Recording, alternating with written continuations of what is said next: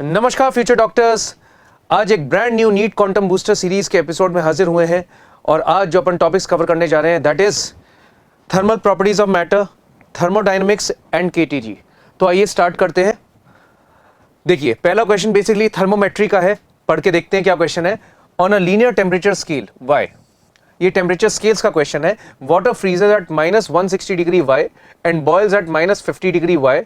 On this Y scale a temperature of 340 Kelvin would read as। बच्चों जो question है वो बेसिकली एक सिंपल सा कन्वर्जन का क्वेश्चन है, ठीक है। यहाँ पे एक इमेजिनरी यूनिट दे रखी है आपको y और एक दूसरे साइड आपको जो स्केल दे रखा है वो केल्विन वाला दे रखा है। तो आपसे पूछा जा रहा है कि केल्विन वाले टेम्परेचर को y वाले स्केल में कन्वर्ट करके बताओ। तो आइए इसको करते हैं, है ना। जब भी इस टाइप का कोई क्वेश्चन आए तो सबसे पहले आप क्या करना, इस टाइप से आप दोनों स्केल्स बना लो, आमने सामने दोनों को पैरेलल इस टाइप से बना लो, ठीक है। कैसे करना है अब देखो। अब सबसे पहले केल्विन स्केल की बात करें तो ये देखो, ये इसने बोल रखा है कि water freezer at 273 and boils at 373। तो यहाँ पे लिख देते हैं, ये हो गया मेरा 273 केल्विन और ये क्या हो गया 373 केल्विन, ठीक है। ये बेसिकली इसका आइस पॉइंट और स्टीम पॉइंट हो गया। कॉरस्पॉन्डिंगली यहाँ भी लिखते हैं अपन, ये कौन सा स्केल था, ये केल्विन स्केल है, ठीक है। ये केल्विन स्केल है और ये वाई वाला स्केल है, ठीक है। ये डिग्री वाई का स्केल है। अब यहाँ पे इसने बोल रखा है कि water freezer at -160 degree Y and boils at -50 degree Y, ठीक है। तो यहाँ पे जो टेम्परेचर है वो कितना है -50 डिग्री वाई और यहाँ कितना दे रखा है -160 डिग्री वाई। बताओ, ऐसा कुछ दे रखा है तो ये बना लो पहले। अब इसने बोला कि एक टेम्परेचर है मेरे पास 340 केल्विन, यहाँ कहीं होगा 340 केल्विन। ये कह रहा है कि केल्विन में अगर इसकी रीडिंग 340 है तो डिग्री वाई में बताओ कितनी होगी, ठीक है। तो यहाँ पे मान लेते हैं इसकी जो रीडिंग होगी या जो टेम्परेचर होगा उसको वाई मान लेते हैं, यही आपको निकालना है। तो कैसे करते थे इस टाइप के क्वेश्चन, ठीक है। इस टाइप के क्वेश्चन करने के लिए हमने एक फॉर्मूला पढ़ा था। क्या फॉर्मूला है देखिए, यहाँ इक्वल टू लगा लो और यहाँ दोनों साइड पहले इस टाइप से लाइन खींच लो, ठीक है। डिनोमिनेटर में क्या लिखते हैं, डिनोमिनेटर में अपन लिखते हैं steam point minus ice point, ठीक है। तो स्टीम पॉइंट अगर केल्विन का देखूं तो 373 था और आइस पॉइंट था 273। तो यहाँ पे लिख दो 373 माइनस 273, ऐसे कुछ लिख दो, है ना। किस टेम्परेचर को मेरे को कन्वर्ट करना था 340, तो यहाँ ऊपर लिखेंगे 340 और मेरा जो आइस पॉइंट था वो कितना था 273, तो ऐसा कुछ आ जाएगा, ठीक है। नीचे क्या होगा, स्टीम पॉइंट आइस पॉइंट का डिफरेंस, ठीक है। और यहाँ आएगा वो टेम्परेचर जिसको आपको कन्वर्ट करना है और यहाँ नीचे आप माइनस करोगे किससे, आइस पॉइंट वाले टेम्परेचर से, ठीक है। सिमिलरली यहाँ अगर मैं देखूं तो यहाँ पे आप क्या करोगे, steam point minus ice point, किसका, डिग्री वाई स्केल का। तो इसका स्टीम पॉइंट था -50 डिग्री सी और आइस पॉइंट कितना है -160 डिग्री सी। तो आप इसको सब्ट्रैक्ट करेंगे तो -50 माइनस -160 डिग्री, ठीक है। मान लेते हैं यहाँ पे जो टेम्परेचर आया वो कितना है y, तो आप लिखोगे y माइनस 50 माइनस माइनस, ये कितना हो जाएगा, इसका आइस पॉइंट 160 था तो यहाँ पे आ जाएगा 160, ठीक है। तो यहाँ पे 160 आ जाएगा, देखिए यहाँ पे 160 आ जाएगा, तो इसको 160 लिखेंगे अपन, ठीक है, क्योंकि यहाँ पे अपन आइस पॉइंट लिखते हैं, ऐसा कुछ आ जाएगा, ठीक है। चलो इसको सॉल्व करते हैं। तो यहाँ कितना हो गया, नीचे यहाँ पे आ गया 100, ठीक है। यहाँ पे अगर आप करोगे तो यहाँ नीचे कितना आएगा 110 आ जाएगा। इसको आप करोगे तो कितना आएगा, ये बन जाएगा 70 और ये बन जाएगा 67, ठीक है। ये 67 बन गया, ठीक है। यहाँ आपके पास कितना बन जाएगा y प्लस 160, ठीक है। तो y plus 160 is equal to कितना हो जाएगा 67 अपॉन 100 इंटू कितना आ जाएगा 110, ये और ये कैंसिल हो जाएगा, ठीक है। अब इसको आप मल्टीप्लाई करके देखिए तो कितना आएगा 67 इंटू 11 कितना आ गया, ऐसा कुछ आ गया ये, ठीक है। ये 7 3 और ये 737 हो जाएगा, ये ऊपर 737 और नीचे 10 है तो ये बन जाएगा 73.7। तो y plus 160 is equal to 73.7, ऐसा कुछ आ जाएगा। तो y की वैल्यू बन जाएगी 73.7 माइनस 160, ठीक है। तो अपने ऑप्शंस क्या एक बार देख लेते हैं, अपने ऑप्शंस क्या है। तो अगर आप ऑप्शन देखो तो ऑप्शन यही आंसर हो सकता है, ठीक है। आप इसको माइनस करोगे तो कितना आ जाएगा माइनस ऑफ 86.3, तो ये मेरा आंसर हो जाएगा। y की वैल्यू इतनी आ जाएगी -86.3 डिग्री y, ये मेरा आंसर हो जाएगा। तो मेरा ये वाला जो ऑप्शन है ये करेक्ट हो जाएगा, C is the correct answer, -86.3 degree y। चलिए अगले क्वेश्चन पे चलते हैं। चलो अगला क्वेश्चन, ये भी लीनियर एक्सपेंशन का क्वेश्चन है।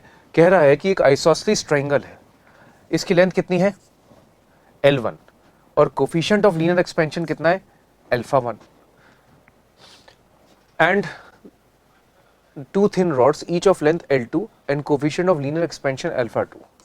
ठीक है, एक आइसोसेलेस ट्रायंगल फॉर्म हो रहा है, ठीक है, जिसमें एक रॉड है उसकी लेंथ L1 है, ठीक है, और यहाँ पे एक चीज ध्यान रखना, इसने बोला ये बेस है, मतलब जो L1 जो लेंथ होगी वो बेस की लेंथ है, and two thin rods each of length L2 for the two pieces if the distance between the apex and the midpoint of the base remains unchanged then show that आपको कुछ proof करना है कि L1 by L2 ऐसा कुछ होगा।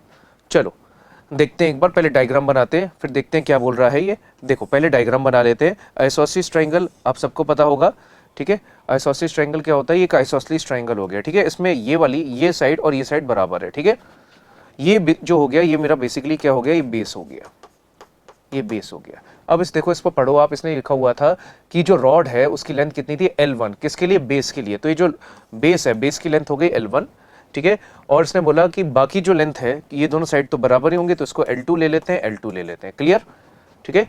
अब इसने ये बोला if the distance between the apex, apex मतलब टॉप ये वाला जो पॉइंट है, and the mid point of the base मतलब ये, मतलब इसको अगर मैं ड्रॉ करूं तो बेसिकली इसकी बात कर रहा है ये, इसको मैं h मान सकता हूँ, h बेसिकली ऑल्टीट्यूड हो गया, ठीक है, ऑल्टीट्यूड ऐसा हो गया तो इसको आप h बोल सकते हो।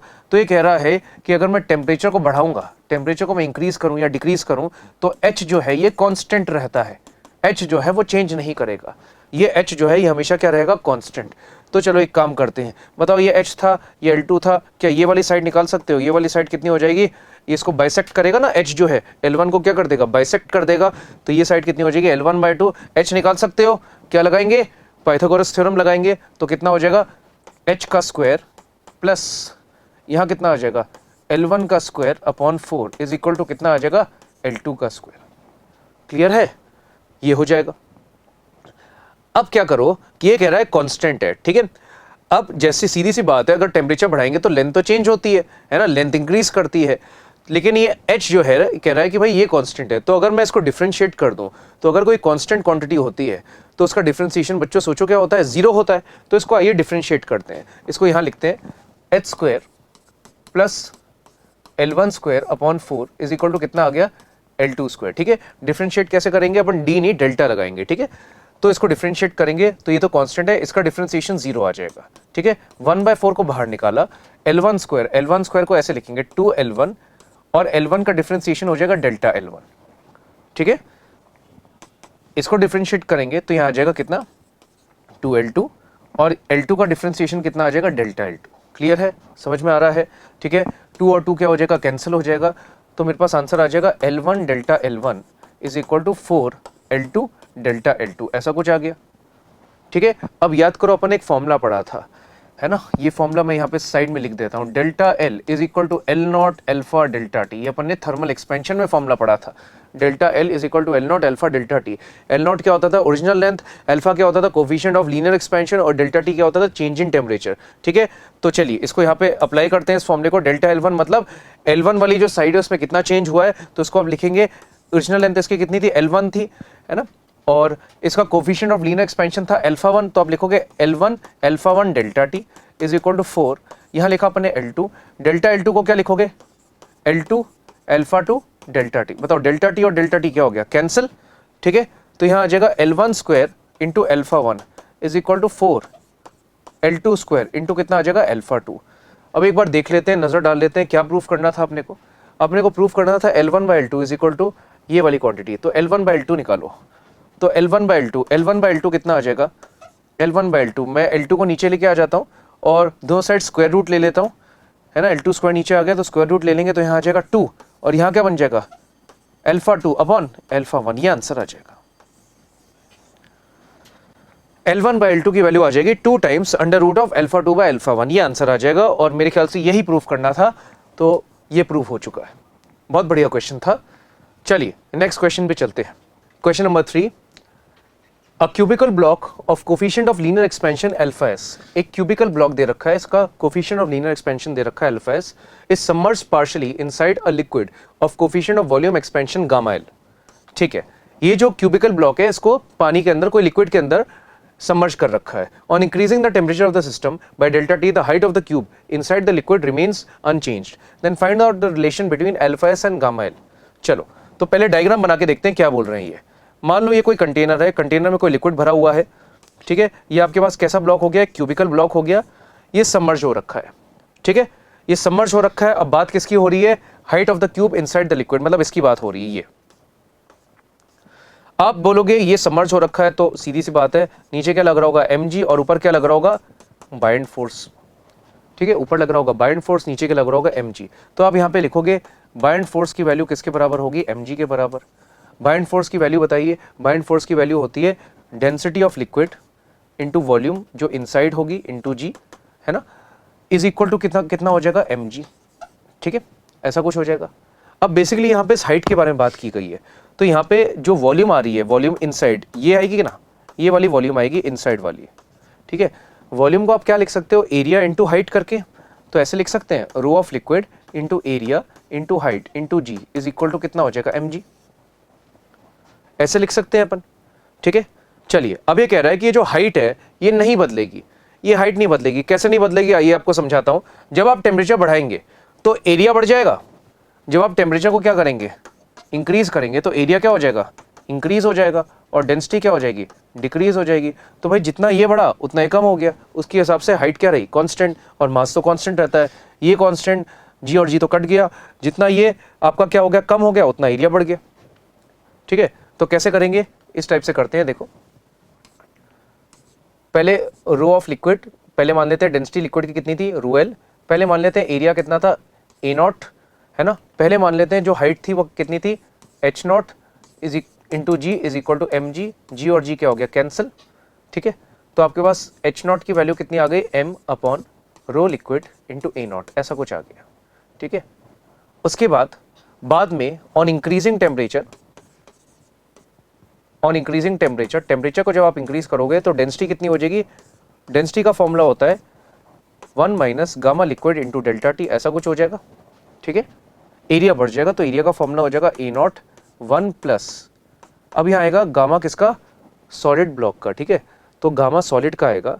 अब आपको क्या दे रखा है, यहाँ पे आपको दे रखा है एक्चुअली एरिया है ये, तो यहाँ गामा नहीं आएगा, एक्चुअली यहाँ बीटा आएगा, ध्यान रखिए, है ना। गामा किसके लिए होता है, वॉल्यूम के लिए, यहाँ एरिया दे रखा है तो यहाँ एक्चुअली बीटा आएगा, ठीक है। तो यहाँ आएगा बीटा इंटू कितना आ जाएगा, डेल्टा टी, ठीक है, ऐसा कुछ हो जाएगा। डेंसिटी को मैंने ऐसे लिख दिया, एरिया को मैंने ऐसे लिख दिया, बाद में जो हाइट थी वो हाइट कितनी थी, वो तो हाइट तो एच नॉट ही थी, ठीक है, into ji is equal to M g, तो यहाँ पे जी और जी क्या हो गया, कैंसिल, ठीक है। तो एच नॉट की वैल्यू कितनी आ गई, एच नॉट की वैल्यू कितनी आ गई आपके पास, M upon rho liquid into A naught 1 minus gamma liquid into delta T into 1 plus beta delta T, ऐसा कुछ आ गया, ठीक है। M upon rho L into A naught, ये जो है ये वैल्यू कितनी थी, ये वैल्यू एच नॉट थी, तो ये जो वैल्यू थी ये पूरी की पूरी कितनी थी, ये तो एच नॉट थी, तो आप लिखोगे H naught is equal to H naught upon 1 minus gamma liquid into delta T into 1 plus beta delta T. H naught क्या हो जाएगा, कैंसिल, तो आप इस टाइप से लिखोगे 1 minus gamma liquid into delta T, ठीक है, और यहाँ लिखोगे 1 प्लस बीटा, बीटा जो होता है, बीटा बेसिकली क्या होता है, कोफिशिएंट ऑफ सुपरफिशियल या एरियल एक्सपेंशन, तो इसको ऐसे भी लिख सकते हैं 1 प्लस 2 टाइम्स एल्फा, एल्फा कौन सा, सॉलिड का, into delta T is equal to कितना हो गया 1, ठीक है। आप मल्टीप्लाई करो तो 1 plus 2 alpha solid into delta T minus gamma liquid into delta T minus 2 alpha solid into gamma liquid into delta T का whole square is equal to 1। बताओ 1 और 1 क्या हो जाएगा, कैंसिल। अब एक्चुअली में जो अल्फा और गामा होते हैं बहुत छोटे होते हैं, तो ये वाला जो टर्म है इसको अपन क्या कर देते हैं, इसको निगलेक्ट कर देते हैं, तो ये निगलेक्ट हो गया, तो आपके पास बन गया 2 alpha solid into delta T is equal to gamma liquid into कितना हो गया, डेल्टा टी कैंसिल, तो गामा लिक्विड की वैल्यू कितनी हो जाएगी, equal to 2 times alpha solid, ये मेरा आंसर आ जाएगा करेक्ट। तो gamma liquid is equal to 2 times alpha solid, ये मेरा करेक्ट आंसर हो जाएगा, ठीक है। तो ये इसका करेक्ट रिलेशन हो जाएगा, gamma liquid is equal to 2 times of alpha solid. चलिए बहुत अच्छा क्वेश्चन था, थर्मल एक्सपेंशन पे बेस्ड। अब नेक्स्ट क्वेश्चन पे चलते हैं, क्वेश्चन नंबर 4, ठीक है। Question number 4, 0.05 kg steam at 373 kelvin, ठीक है, 0.05 kg steam at 373 Kelvin and 0.5 kg of ice at 253 Kelvin are mixed in an insulated vessel. ठीक है, हमने मिक्स किया स्टीम को और आइस को, then find out the equilibrium temperature, और ये सब लेटेंट हीट्स और स्पेसिफिक हीट्स ये सब आपको दे रखी हैं। ठीक है, तो कैसा क्वेश्चन है, कैलोरीमेट्री का क्वेश्चन है, आइए इसको सॉल्व करते हैं। ठीक है, हमने देखा है कैलोरीमेट्री के क्वेश्चंस में कि अगर हमें कैलकुलेशन इजी करनी है तो हम जो है मासेस को अगर ग्राम में ले लें और स्पेसिफिक हीट्स और लेटेंट हीट्स को कैलोरी में ले लें तो काम आसान हो जाता था। तो इसलिए अपन वही करने वाले हैं। ये जो मास था इसको अपन ग्राम में ले लेते हैं तो कितना हो गया 450 ग्राम, और इसको अगर हम ले लेंगे तो 1000 से मल्टीप्लाई करेंगे तो कितना आ जाएगा 50 ग्राम। तो अपने पास स्टीम कितनी थी 50 ग्राम। ठीक है, तो मैं यहाँ लिख देता हूँ मास ऑफ स्टीम कितना था, मास ऑफ स्टीम था मेरे पास 50 ग्राम, और मास ऑफ आइस कितना था, मास ऑफ आइस था मेरे पास 450 ग्राम ये था। ठीक है, ये कितने पे था, टेम्परेचर भी लिख लेते हैं, ये टेम्परेचर कितना था 100 डिग्री सी, क्योंकि केल्विन है तो अगर आप डिग्री सी में देखोगे तो 100 था। ये कितना हो जाएगा, ये कितने पे था, ये -20 पे था। ठीक है, ये -20 पे था क्योंकि 253 है, 273 से 20 कम है तो -20 पे था। इनको क्या कर दिया, मिक्स कर दिया। तो आपसे पूछना है इक्विलिब्रियम टेम्परेचर। अब कैसे करते हैं, इस टाइप के क्वेश्चंस करने के लिए हमें सबसे पहले एक रेफरेंस लेना पड़ेगा, एक अजम्पशन लेना पड़ेगा कि फाइनल टेम्परेचर कितना हो सकता है। ठीक है, तो अपन क्या करते हैं, यहाँ पे अज्यूम कर लेते हैं, अज्यूमिंग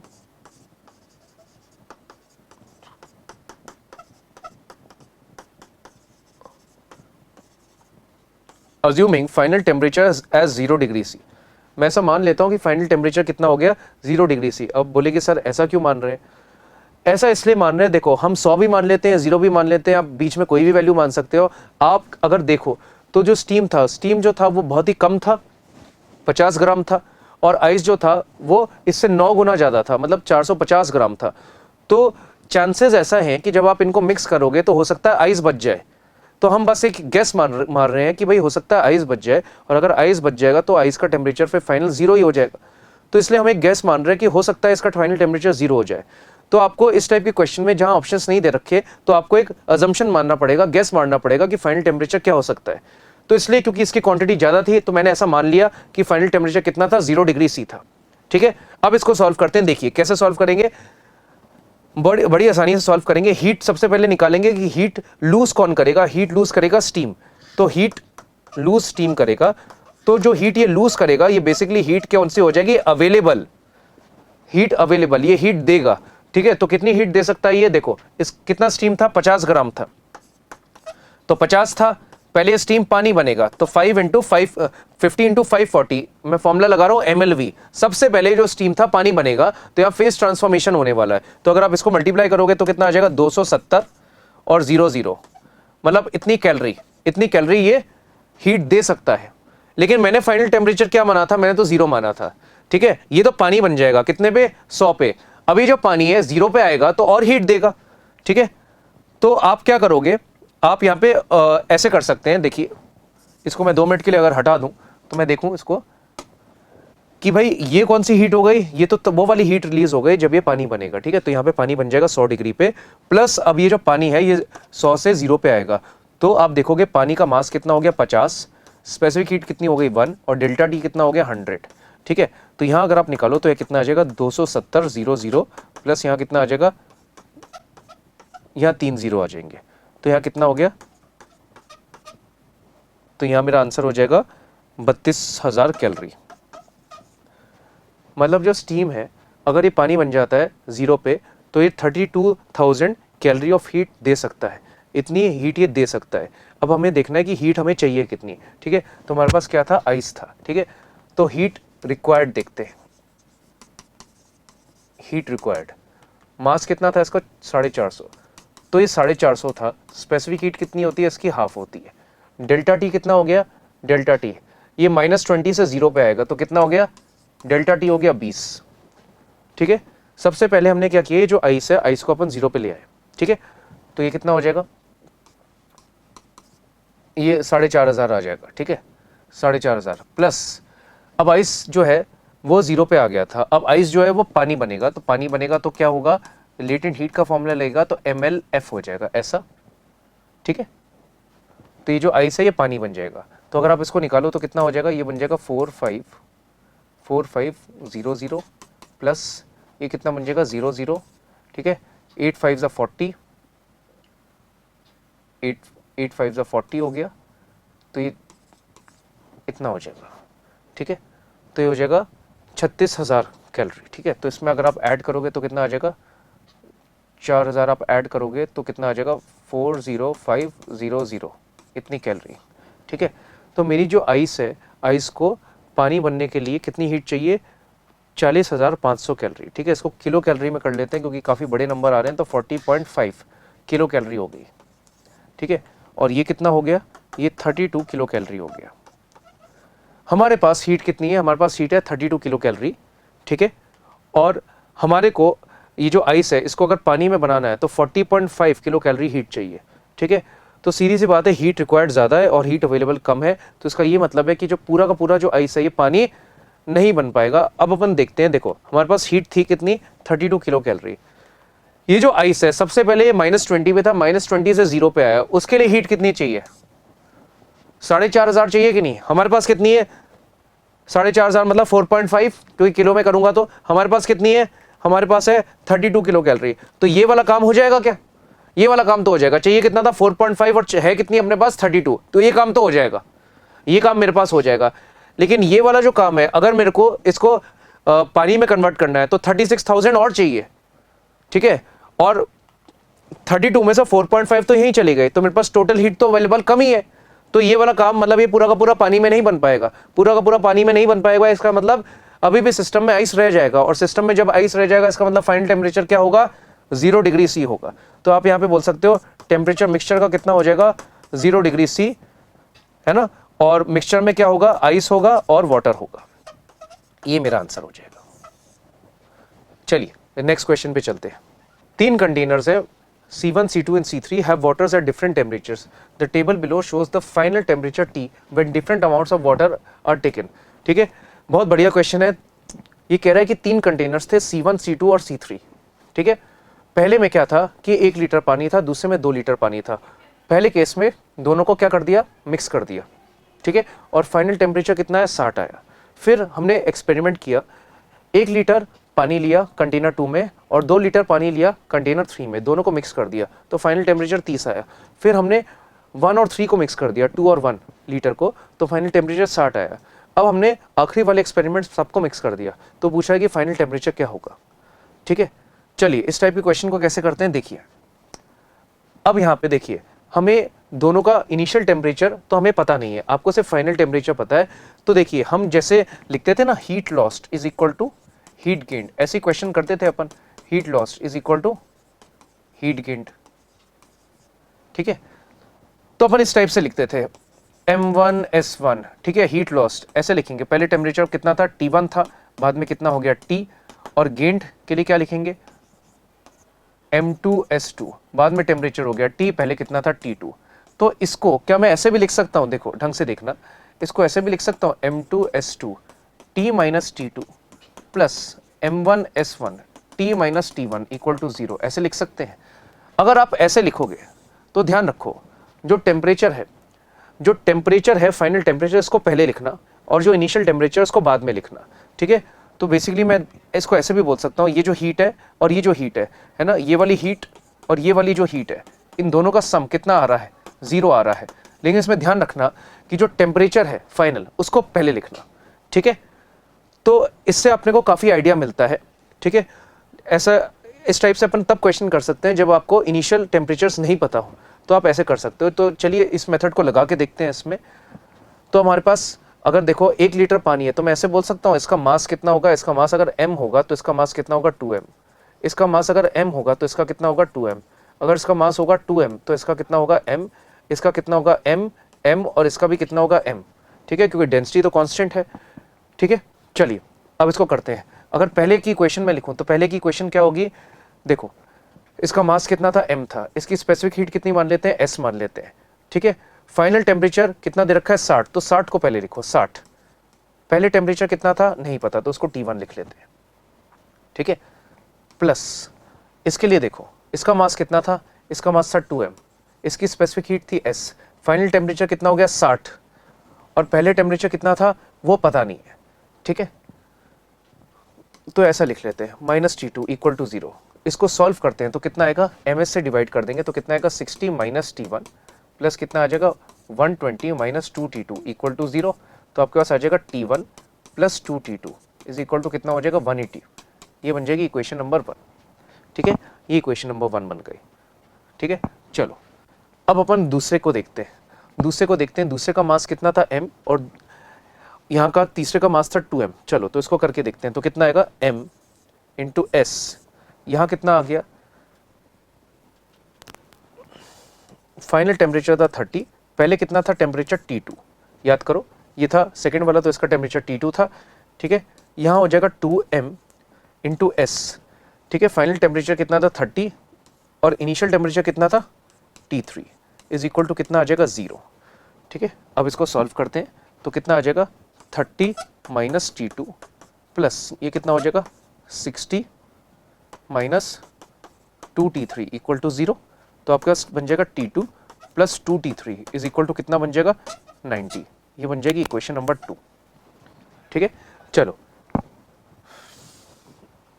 अब अगर मैं तीसरे को देखूं तो तीसरे में पहले का मास था 2m और आखिरी का मास था m, तो इसको लिखते हैं तो कितना हो जाएगा 2m, स्पेसिफिक हीट कितनी हो गई s, बाद में टेम्परेचर कितना हो गया देख लेते हैं 60 था तो यहाँ लिख लेंगे 60 माइनस पहले टेम्परेचर कितना था T1 प्लस दूसरे का मास था m, specific heat s, final temperature हो गया 60 और यहाँ कितना था T3। ठीक है, फाइनल टेम्परेचर 60 हो गया तो इज इक्वल टू कितना हो जाएगा 0। ठीक है, ms से डिवाइड कर दो तो कितना हो जाएगा 120 minus 2T1 plus 60 minus T3 equal to 0। तो आपके पास बन जाएगा 2T1 plus T3 is equal to कितना हो जाएगा 180। ये बन जाएगी इक्वेशन नंबर 3। ठीक है, चलो अब चारों को मिक्स कर दिया तो सबका मास m था तो क्या इक्वेशन लिखेंगे अपन, इक्वेशन लिखेंगे m, स्पेसिफिक हीट थी s, बाद में टेम्परेचर कितना हो गया थीटा हो गया तो लिखोगे theta minus T1 plus m into S, यहाँ क्या लिखोगे theta minus T2 plus m into S, यहाँ कितना आ जाएगा theta minus T3 equal to कितना आ गया 0। ms से डिवाइड कर दो तो कितना आ जाएगा 3 theta is equal to T1 plus T2 plus T3, ऐसा कुछ आ गया। ठीक है, ऐसा कुछ बन गया। ठीक है, तो एक काम करते हैं, ये मान लेते हैं मेरी कौन सी इक्वेशन है, चौथी वाली, ये चौथी वाली इक्वेशन है। ठीक है, अब बेसिकली आपको थीटा निकालना है।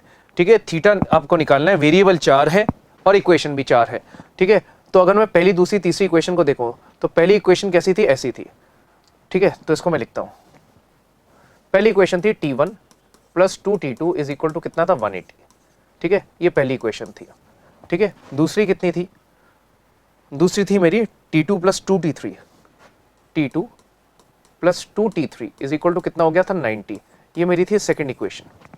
तीसरी इक्वेशन क्या थी 2T1 plus T3, 2T1 plus T3 is equal to कितना हो गया 180। ये कौन सी इक्वेशन थी, तीसरी। अगर आप इन तीनों इक्वेशंस को ऐड कर दो, अगर आप इन तीनों इक्वेशंस को क्या कर दो ऐड, तो देखो 2T1 और T1 कितना हो जाएगा 3T1 आ जाएगा। ठीक है, 2T2 और T2 कितना हो जाएगा 3T2 और यहां कितना आ जाएगा 3T3 इज इक्वल टू कितना आ जाएगा, अगर आप इसको ऐड करोगे तो 360, यह बन जाएगा 450। तो T1 plus T2 plus T3 इसकी वैल्यू कितनी हो जाएगी 150 हो जाएगी। और ऐसा ही कुछ चाहिए था मेरे को। देखो चौथी इक्वेशन ये थी T1 plus T2 plus T3, इसकी वैल्यू कितनी थी, इसकी वैल्यू थी 3 थीटा, तो इसकी वैल्यू थी 3 थीटा, तो ये जो था ये कितना बन गया था 3 थीटा, 3 थीटा बन गया 150, तो थीटा की वैल्यू कितनी आ गई 50। तो बच्चों बहुत बढ़िया क्वेश्चन था, बहुत नए नए कंसेप्ट्स आपको सीखने को मिले होंगे। जब टेम्परेचर हमें गिवन नहीं होता है तो आप इस टाइप से लिखोगे ना तो काफ़ी फायदा होगा, वरना आप ये सोचते रहोगे कि कौन लूज करेगा कौन गेन करेगा, और उसी में दिमाग हमारा काफ़ी यूज़ हो जाएगा और बाद में हो सकता है कोई गलती भी हो जाए। तो इस टाइप से आप ऐसे कर सकते हैं। तो बहुत बढ़िया क्वेश्चन था ये, जेईई मेंस में आ चुका है ये क्वेश्चन। चलिए नेक्स्ट क्वेश्चन की तरफ बढ़ते हैं। Two non reactive monoatomic ideal gases have their atomic masses in the ratio of 2:3। ठीक है, एटॉमिक मासेस मतलब मोलर मास जो है वो 2:3 का रेशियो है। Partial pressures when it is enclosed in a vessel kept at a constant temperature is 4:3 the ratio of the densities. ये तो बहुत सिंपल सा क्वेश्चन है, ये इससे हो जाएगा PMW is equal to ρRT। ठीक है, चलो तो कैसे करेंगे, P1 molecular weight 1 is equal to rho 1 into R into T. दूसरे के लिए लिखो, प्रेशर था P2, मॉलिक्यूलर वेट कितना था MW2 is equal to rho 2 into R into T. दोनों को डिवाइड कर दो, निकालना था क्या था डेंसिटीज का रेशियो, तो ये बन गई इक्वेशन नंबर 1 और ये क्या बन गई इक्वेशन नंबर 2।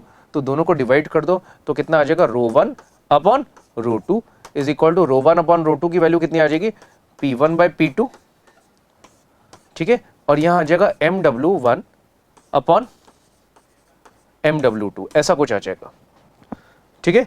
तो आप यहां पे देख सकते हैं जो पार्शियल प्रेशर्स है, पार्शियल प्रेशर का रेशियो कितना है 4:3, तो आप लिख सकते हो ये 4:3 है। और मॉलिक्यूलर वेट का क्या रेशियो दे रखा है आपको 2/3, तो अपना आंसर कितना आ जाएगा 8/9, ये आंसर आ जाएगा मेरा। तो आंसर मेरा 8:9 आ जाएगा, मतलब डी ऑप्शन मेरा क्या हो जाएगा करेक्ट हो जाएगा। चलिए सिंपल सा क्वेश्चन था, चलते हैं आगे। Initially a gas of diatomic molecules is contained in a cylinder of volume V1। diatomic gas है भाई, प्रेशर कितना था पहले P1, वॉल्यूम कंटेनर की कितनी थी V1, टेम्परेचर कितना दे रखा था 250 केल्विन दे रखा था। assuming that 25% of the molecules get dissociated causing a change in the number of moles, ठीक है, 25% जो है इसके मॉलिक्यूल्स क्या हो रहे हैं डिसोसिएट हो रहे हैं। डिसोसिएट मतलब डायटोमिक से क्या बन जाएंगे मोनोटॉमिक बन जाएंगे, अभी करके बताते हैं। The pressure of the resulting gas at a temperature of 2000 Kelvin and volume of 2V1 is, चलो मैं इसको समझाने के लिए एग्जांपल से आपको समझाता हूं। चलो डायटोमिक गैस कौन सी होती है, सब लोग इस गैस को जानते हैं, कौन सी है O2 गैस। ये कौन सी है डायटोमिक।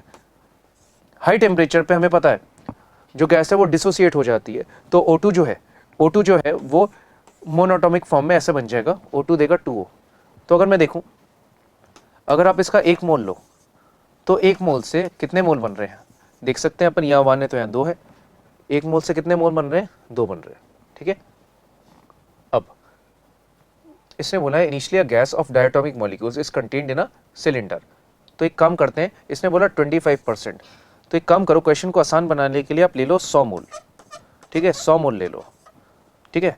तो 100 मोल अपने पास है, 100 मोल में से 25% जो है वो डिसोसिएट हो रहे हैं, ठीक है। तो मैं यहाँ लिखूंगा 100 मोल थे, 100 में से कितने डिसोसिएट हो गए 25, तो 25 मोल डिसोसिएट हो गए, तो 25 से 1 से 2 बनते हैं, तो 25 से डबल बनेंगे, तो कितने बनेंगे 50, ठीक है। तो जो मोनोटॉमिक ऑक्सीजन है वो कितने मोल्स बनेगी 50 बनेगी, ठीक है। चलो तो अपन अब इक्वेशन लिखते हैं, फॉर्मूला क्या होता है PV = nRT हम जानते हैं, तो यहाँ लिख लेते हैं PV = nRT। बताओ पहले प्रेशर था P1, वॉल्यूम था V1, पहले मोल्स कितने थे 100 मान लिए मैंने, पहले R को लिखा R, और पहले टेम्परेचर कितना था 250 केल्विन। तो इसमें मेरे ख्याल से कोई प्रॉब्लम होगी नहीं, ये पहले की इक्वेशन है जब शुरुआत में डायटोमिक गैस थी, ठीक है। अब बाद में क्या हुआ, बाद में प्रेशर कितना हो गया, बाद में प्रेशर कह रहा है कि बाद में प्रेशर हो गया, इसका प्रेशर आपको निकालना है, the pressure of the resulting gas is given bye P2, तो आपको P2 निकालना है, ठीक है। तो P2 वॉल्यूम कितनी हो गई डबल हो गए, तो P2 into 2V1 is equal two moles. Moles कितने होंगे अब ढंग से देखना, ये वाला स्टेप इंपॉर्टेंट है, ठीक है। शुरुआत में कितने मोल्स लिए थे आपने 100 मोल्स लिए थे, 100 में से कितने डिसोसिएट हो गए, 100 में से डिसोसिएट हो गए 25, तो 100 मोल्स थे डायटोमिक के, तो 25 जो है ये तो डिसोसिएट हो गए, तो कितने बचे 75 बचेंगे। ये किसके मोल्स होंगे, ये मोल्स होंगे O2 गैस के, मतलब डायटोमिक गैस के, तो O2 गैस के 75 होंगे, और जो 25 डिसोसिएट हो गए थे उससे बने कितने, उससे 50 बने किसके O के मोनोटॉमिक के। तो टोटल मोल्स कितने हो गए 75 किसके रह गए O2 गैस के, और 50 किसके बने 50 मोनोटॉमिक के बने। यहां लिखेंगे अपन R, और टेम्परेचर बाद में कितना था, टेम्परेचर बाद में था 2000, तो टेम्परेचर बाद में हो गया था 2000, ये बन जाएगी अपनी इक्वेशन नंबर 2, ठीक है। चलो दोनों को डिवाइड करते हैं, तो दोनों को डिवाइड करेंगे तो कितना आएगा, ये बन जाएगा 2P2 upon P1 is equal to, यहाँ कितना आ जाएगा, यहाँ बन जाएगा 125 इंटू 2000 इंटू R अपॉन, यहाँ कितना बनेगा 100 इंटू 250 इंटू R, R और R क्या हो जाएगा कैंसिल, ठीक है, ठीक है, ऐसा कुछ हो जाएगा। तो आपके पास बन जाएगा P2 upon P1 is equal to, ये 2 नीचे आ जाएगा तो ये बन जाएगा 500, ठीक है, ये 500 बन जाएगा, ये कितना हो गया 125, और यहाँ ऊपर कितना बच गया था 20 बच गया था, तो ये और ये कैंसिल हो जाएगा, तो ये कितना हो जाएगा 250, ये बन जाएगा 250 और ये कितना बन जाएगा 50। तो अपना आंसर कितना आ जाएगा, अपना आंसर 5 आ जाएगा। ठीक है, अपना आंसर 5 आ जाएगा। तो अपना ये जो रेशियो आएगा ये 5 कितना आ जाएगा, 5 आ जाएगा। ठीक है, बहुत बढ़िया क्वेश्चन था। अब आगे नेक्स्ट वाले क्वेश्चन पे चलते हैं।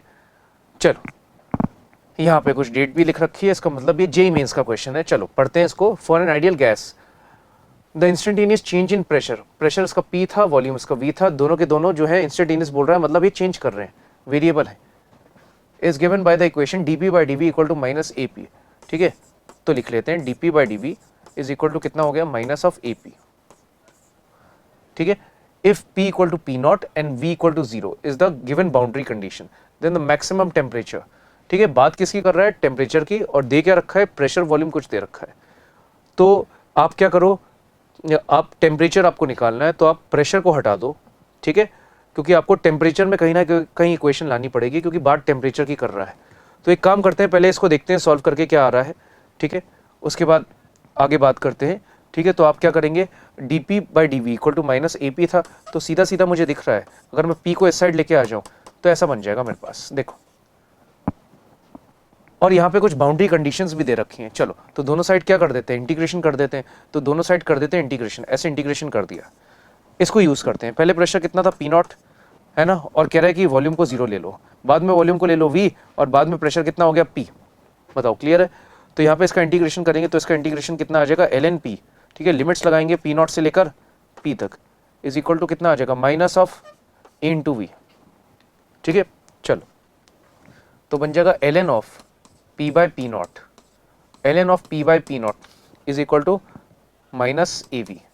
तो ln को अगर मैं हटा दूं तो कितना आएगा, P is equal to P naught into E की पावर माइनस AV, ऐसा कुछ आ जाएगा। देखो, ऐसा कुछ आ गया। लेकिन ये जो इक्वेशन है ये प्रेशर में आई है, मुझे बात किसकी करनी है, टेम्परेचर की। तो अपन हमेशा एक इक्वेशन तो लगा सकते हैं जो आप सब लोग जानते हैं, क्योंकि अपन बात करते हैं आइडियल गैस की, तो PV इक्वल टू nRT होता है। तो P को क्या लिख सकते हैं, nRT बाई V। मोल्स कितने लेने हैं, कुछ दे रखा है इसने, मोल्स इसने दे रखा है 1, तो मोल्स को कर दो 1, मतलब ये कितना हो गया, 1 हो गया। मतलब प्रेशर को आप लिख सकते हो RT बाई V। चलो, तो इसको लिख देते हैं। तो प्रेशर को लिख दिया मैंने RT by V is equal to बन गया P नॉट इंटू E की पावर माइनस AV।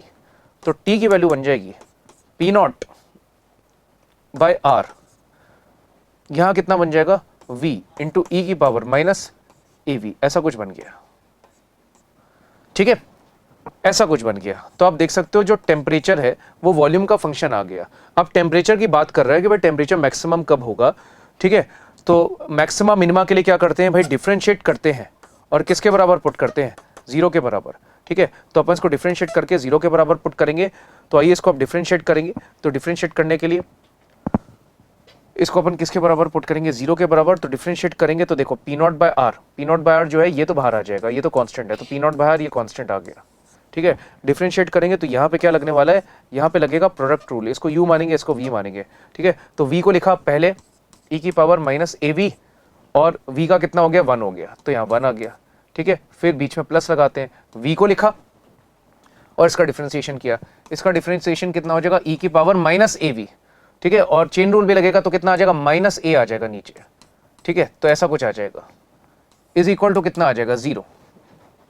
ठीक है, तो आप क्या करो, P naught by R into E की पावर माइनस AV, है ना, यहां लिख लो 1 माइनस AV इक्वल टू कितना हो गया, 0। तो इसको 0 से इक्वेट करो। भाई ये तो 0 नहीं हो सकता, क्योंकि तो एक्सपोनेंशियल फंक्शन है, एक्सपोनेंशियल फंक्शन 0 नहीं हो सकता, तो ये 0 के बराबर होगा। तो वॉल्यूम की वैल्यू कितनी हो जाएगी, 1 बाई A के बराबर। तो वॉल्यूम हो गया 1 बाई A, मतलब अपने को पॉइंट मिल गया जहां टेम्परेचर मैक्सिमम होगा, तो वॉल्यूम को लिख दो 1 बाई A। अब आ जाओ दोबारा से, मेरे पास T की वैल्यू क्या थी, T की वैल्यू थी मेरे पास, T की वैल्यू थी P naught by R V into E की पावर माइनस AV। ठीक है, तो वॉल्यूम की वैल्यू डाल दो यहाँ पे, वॉल्यूम की वैल्यू यहाँ पे डाल दो। तो T की वैल्यू कितनी हो जाएगी, T की वैल्यू हो जाएगी P naught by R, volume कितना था, 1 बाय A था, तो इसको लिख दिया अपन ने 1 बाय A, E की पावर माइनस A, वॉल्यूम को लिख दिया 1 बाय A। बताओ A और A क्या हो गया, कैंसिल हो गया। तो मेरा आंसर कितना हो गया, P not upon A E into कितना आ गया, R। ये आंसर आ गया मेरा, P नॉट अपॉन AER। तो ऑप्शंस इन्होंने दे रखे हैं, तो उस अकॉर्डिंग चौथा वाला ऑप्शन मेरा करेक्ट हो जाएगा। बहुत ही बढ़िया क्वेश्चन था, फिजिक्स कम थी लेकिन मैथमेटिक्स ज्यादा थी। चलिए चलते हैं अगले क्वेश्चन पे, for a given gas at 1 atm pressure, ये केडीजी का क्वेश्चन है, आरएमएस स्पीड की बात हो रही है, तो आरएमएस स्पीड जो है वो कितनी है, 200 मीटर पर सेकंड है, पहले टेम्परेचर कितना था, 127 था, 2 एटीएम प्रेशर कर दिया बाद में, ठीक है, टेम्परेचर इतना कर दिया, तो कह रहा है आरएमएस बताओ। अब कंफ्यूज मत हो ना, ऐसे क्वेश्चन बहुत बार आते हैं, ठीक है। सबसे पहले सोचो भाई आरएमएस का फॉर्मूला क्या होता है, आरएमएस का फॉर्मूला क्या होता है, याद करो, आरएमएस वेलोसिटी का फॉर्मूला होता है √3RT बाय mw, ये फॉर्मूला होता है। आप बोलोगे सर प्रेशर भी दे रखा है, तो प्रेशर भी दे रखा है तो अब सीधी सी बात है भाई, एक और फॉर्मूला होता है अपने पास, कोई मना नहीं कर रहा है, कितना 3p/ρ, ये वाला भी होता है, ठीक है, ये वाला भी फॉर्मूला होता है। लेकिन ये वाला जो फॉर्मूला है ना, ये आप तब लगाओ जब आपको दोनों चीज़ें पता हो, क्योंकि लोगों को दोनों चीज़ें पता नहीं होती और ये फॉर्मूला लगाने चलते हैं तो गलत आंसर आता है, हमेशा गलत आता है। तो यहाँ पे बात कर रहा है प्रेशर की और नीचे डेंसिटी भी आ रहा है, और लोग क्या करते हैं, डेंसिटी को कांस्टेंट मान लेते हैं, ठीक है। ये कोई लिक्विड या सॉलिड नहीं है, ये गैस है, और गैस कंप्रेस हो सकती है, एक्सपेंड हो सकती है, तो इसकी डेंसिटी जो है कांस्टेंट नहीं रहती। तो ये वाला फॉर्मूला नहीं लगाओ तो ज़्यादा बढ़िया है, क्योंकि इसमें 2 वेरिएबल्स हैं, तो इस वाले फॉर्मूले को आप मत लगाओ, लगा रहे हो तो दोनों चीज़ें पता करो, ठीक है। ये वाले फॉर्मूले को आप देखो तो ये वाला फॉर्मूला बहुत सिंपल सा है, इसमें सिर्फ और सिर्फ वेरिएबल टेम्परेचर है, तो टेम्परेचर को यूज़ करो, ठीक है। पहले कितनी थी आरएमएस, पहले आरएमएस इसकी कितनी थी, 200 थी, तो आप लिखोगे 200 इज इक्वल टू कितना हो गया, √3RT। बताओ टेम्परेचर कितना था, 127 था, तो 127 था तो ये कितना हो गया, 400 हो गया, केल्विन में करेंगे ना। अब और नीचे कितना आएगा, मॉलिक्यूलर वेट आ जाएगा। ये बन गया इक्वेशन नंबर 1। चलो फिर क्या बोला इसने, 227 पे, 227 मतलब कितना हो गया केल्विन में, 227 हो गया, 500 हो गया, नीचे आ जाएगा मॉलिक्यूलर वेट।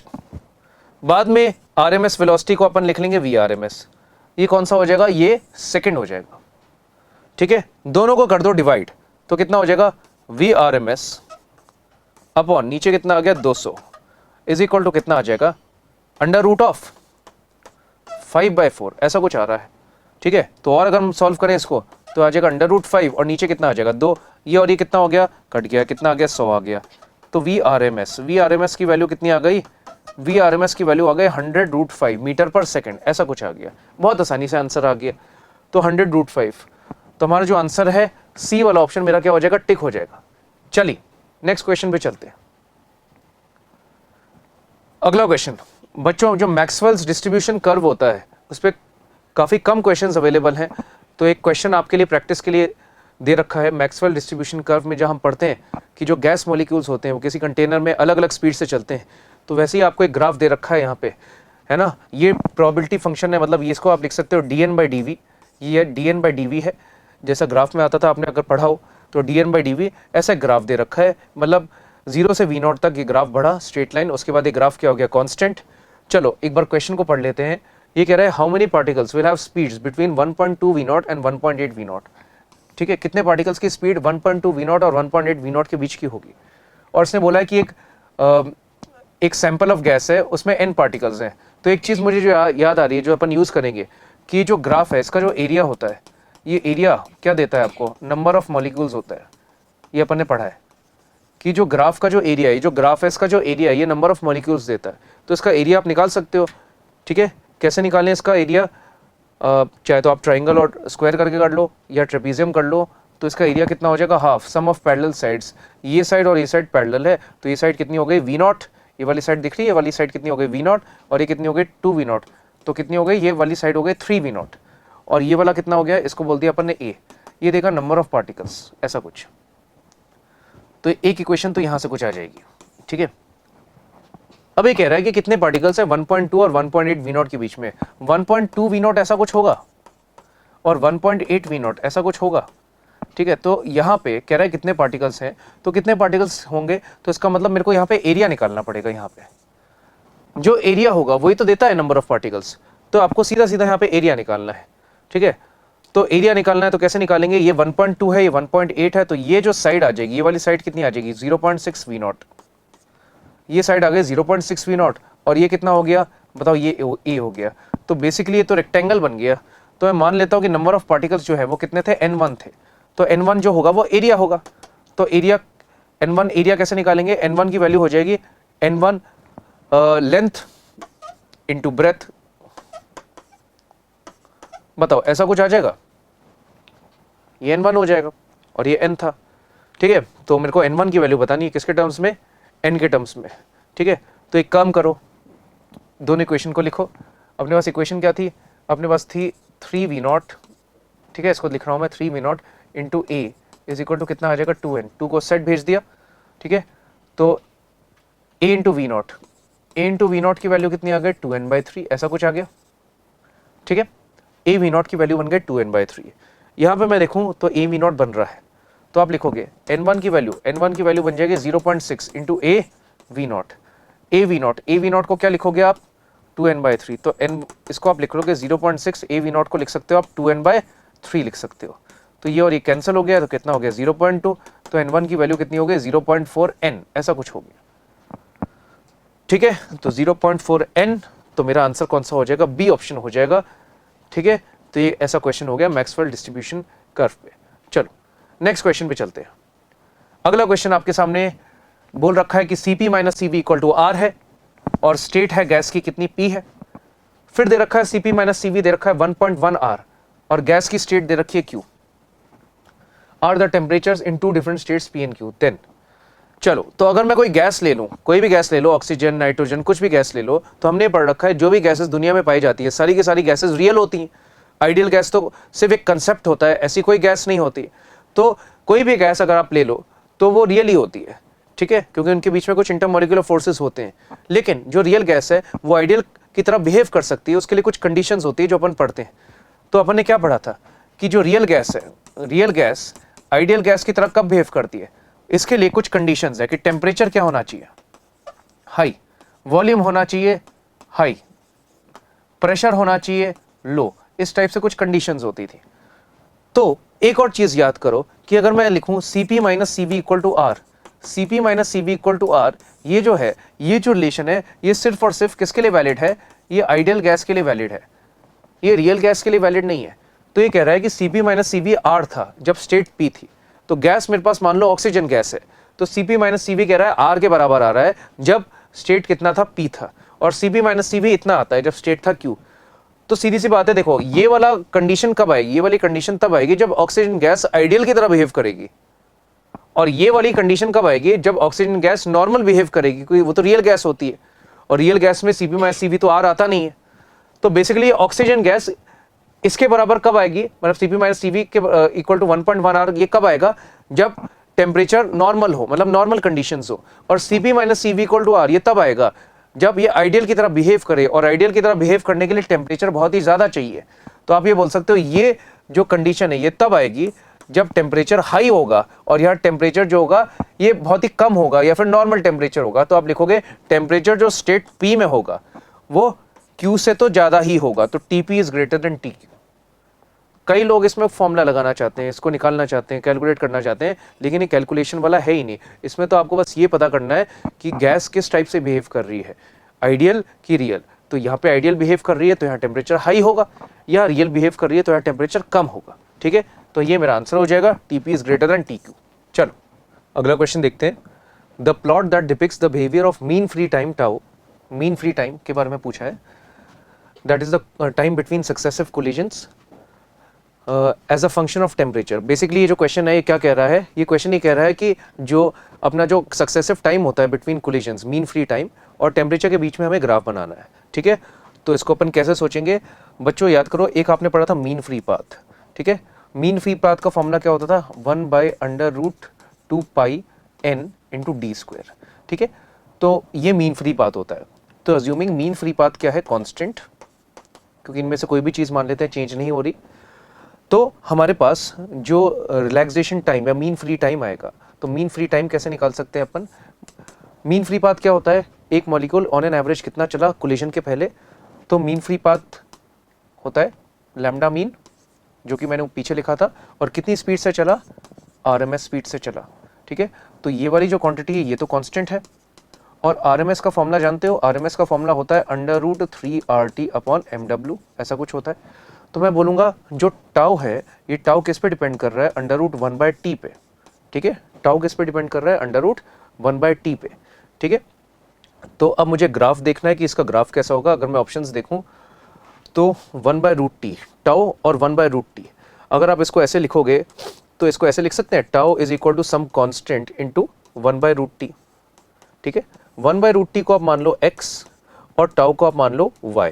ठीक है, तो ऐसा कुछ ग्राफ बन रहा है y equal to mx। y equal to mx जो होता है ये अपना एक ग्राफ होता है, एक स्ट्रेट लाइन होती है जो रीजन से पास करती है। तो ये जो टाउ है और 1/√t का जो ग्राफ होगा ये एक स्ट्रेट लाइन होगा जो रीजन से पास करेगा। तो मेरा जो करेक्ट आंसर है वो ये हो जाएगा, ये मेरा आंसर करेक्ट हो जाएगा। ठीक है, चलिए नेक्स्ट क्वेश्चन पे चलते हैं। बहुत बढ़िया क्वेश्चन है, थर्मोडायनेमिक्स का क्वेश्चन है। Two thermodynamical process are shown in the figure, the molar heat capacity of the process A and B are C and C B. ठीक है, दो प्रोसेस की बात कर रहे हैं अपन, है ना। एक प्रोसेस है ये ए और एक प्रोसेस है कि ये बी। ठीक है, मोलर हीट कैपेसिटी इसकी कितनी है, सी ए और C B. The molar heat capacity at constant pressure and constant volume are C P and C B, then choose the correct option. ठीक है, तो बेसिकली हमें C A, C B, C P, C V इन सबको compare करना है। ऐसे अपने पास 4 ऑप्शन दे रखे हैं। ठीक है, तो सबसे पहले एक चीज याद करो, जब भी हमें प्रोसेस के बारे में पता नहीं होता है तो हम उसको मान लेते हैं पॉलीट्रॉपिक। ठीक है, तो यहां भी हमें देख के कुछ समझ में तो आ नहीं रहा, बस 2 ग्राफ बना के रखे हुए हैं लॉग पी और लॉग वी का, तो हमें यहां समझ में नहीं आ रहा है कि प्रोसेस कैसा है। तो आइए इसको पहले समझते हैं। अगर मैं ये वाला देखूं तो ये वाला ग्राफ मेरा बी का था और ये वाला ग्राफ किसका था, ए का। आओ चलो बी की बात करने पहले। तो बी का जो ग्राफ है आप देख सकते हो, ये एंगल कितना बन रहा है, ये एंगल है 45 डिग्री का, 45 डिग्री का। तो आप लिखोगे y equal to M X type का होगा। तो log P is equal to log V के बराबर, इसको y is equal to m into X. m की वैल्यू क्या हो जाएगी, 1 हो जाएगी, क्योंकि tan 45 1 होता है। तो मैं b के लिए लिख रहा हूं, तो b के लिए मैंने ऐसा कुछ लिखा। ठीक है, log में अगर दोनों साइड हटा दूं तो ऐसा कुछ आ जाएगा, p is equal to V, ऐसा कुछ आ जाएगा। और v को इस साइड लेके आ जाऊं तो p v की power -1 equal to some constant आने वाला है। ठीक है, तो पॉलीट्रॉपिक याद करो, पॉलीट्रॉपिक प्रोसेस जो होता था ऐसा कुछ होता था, पी वी की पावर x बराबर कांस्टेंट। तो यहाँ पे x होता था कौन सा, वॉल्यूम के ऊपर जो पावर आ रही है, तो x की वैल्यू यहाँ पे कितनी आ रही है, इक्वल टू -1। ठीक है, तो अगर आप इसका C निकालना चाहते हैं, that is the molar heat capacity for this process, तो कितना होगा C, क्योंकि B वाला प्रोसेस है तो CB is equal to CV plus R upon 1 minus X करके आएगा, ये फॉर्मूला होता था। और x की वैल्यू कितनी है, -1, तो CB is equal to CV plus R/2, ऐसा कुछ हो जाएगा। तो ये तो आ गया CB। ठीक है, चलो अब A की बात करते हैं। ठीक है, तो कैसे करेंगे, आप देखोगे ये जो ग्राफ है ये स्ट्रेट लाइन है, ओरिजिन से पास कर रहा है। इक्वेशन क्या आने वाली है, y equal to M X. लेकिन ये जो एंगल है आप देखोगे ये वाला जो एंगल है 45 से ज्यादा है, मतलब इसका जो स्लोप होगा वो 1 से बड़ा होगा। तो कैसे लिखेंगे, अपन कुछ ऐसा लिखेंगे, log p is equal to some constant, इस कांस्टेंट को मैं k मान लेता हूं, इंटू log v। और ये जो कांस्टेंट होगा, बेसिकली ये जो कांस्टेंट है, ये कांस्टेंट जो है ये ग्रेटर देन 1 है। पहले केस में जो कांस्टेंट था जो बी वाले में था वो 1 था, क्योंकि स्लोप क्या था, tan 45। अब यहाँ पे स्लोप आ जाएगा tan थीटा, और थीटा 45 से ज्यादा है। तो इसको कैसे करेंगे, इसको आप ऐसे लिख सकते हो, log p is equal to log v की पावर कितना आ गया, k। log हटा दो तो आ जाएगा p v की power minus k is equal to constant. ठीक है, अब आप यहाँ पे बोलोगे कि x के ऊपर v के ऊपर पावर कितनी आ रही है, माइनस k, तो यहाँ पे x की वैल्यू हो जाएगी माइनस ऑफ k।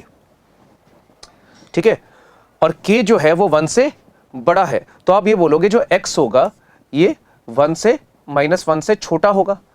जैसे k को अपन 2 मान ले तो x की वैल्यू कितनी आ जाएगी, -2 आ जाएगी। ठीक है, तो x जो होगा वो -2 आ जाएगा, और -2 तो -1 से छोटा होता है, तो ये जो x होगा ये लेस देन -1 होगा, ऐसा अपन निकाल सकते हैं। तो यहाँ पे अगर हम फॉर्मूला लिखें तो CA is equal to CV plus R upon 1 minus X करके आएगा। ठीक है, तो यहाँ पे अगर आप देखोगे तो x जो है ये आप देखोगे -1 से छोटा है, -1 से छोटा है, तो ये वाली जो क्वांटिटी बनेगी ये 2 से कम बनेगी, ये 2 से ज़्यादा बनेगी, क्योंकि ये -1 से छोटा है। ठीक है, या फिर एक काम करो, आप इसको कुछ एग्जाम्पल से लेके कर लो। एक काम करते हैं, k को मान लेते हैं, k को अपन एक काम करते हैं 2 मान लेते हैं। ठीक है, अज्यूम कर लिया। ठीक है, k को हमने क्या कर लिया, 2 अज्यूम कर लिया, तो x की वैल्यू कितनी हो गई, बोलो -2। तो CA की वैल्यू कितनी हो जाएगी, CA is equal to CV plus R upon 1 minus X, और x की वैल्यू -2 थी, तो ऐसा कुछ आ जाएगा। देखो, और CB कितना आ रहा था, CB इतना आ रहा था, और CA इतना आ रहा था। दोनों को आप कंपेयर कर सकते हो, तो देखोगे यहाँ पे नीचे डिनोमिनेटर में 2 आ रहा है, यहाँ डिनोमिनेटर में क्या आ रहा है, 3 आ रहा है।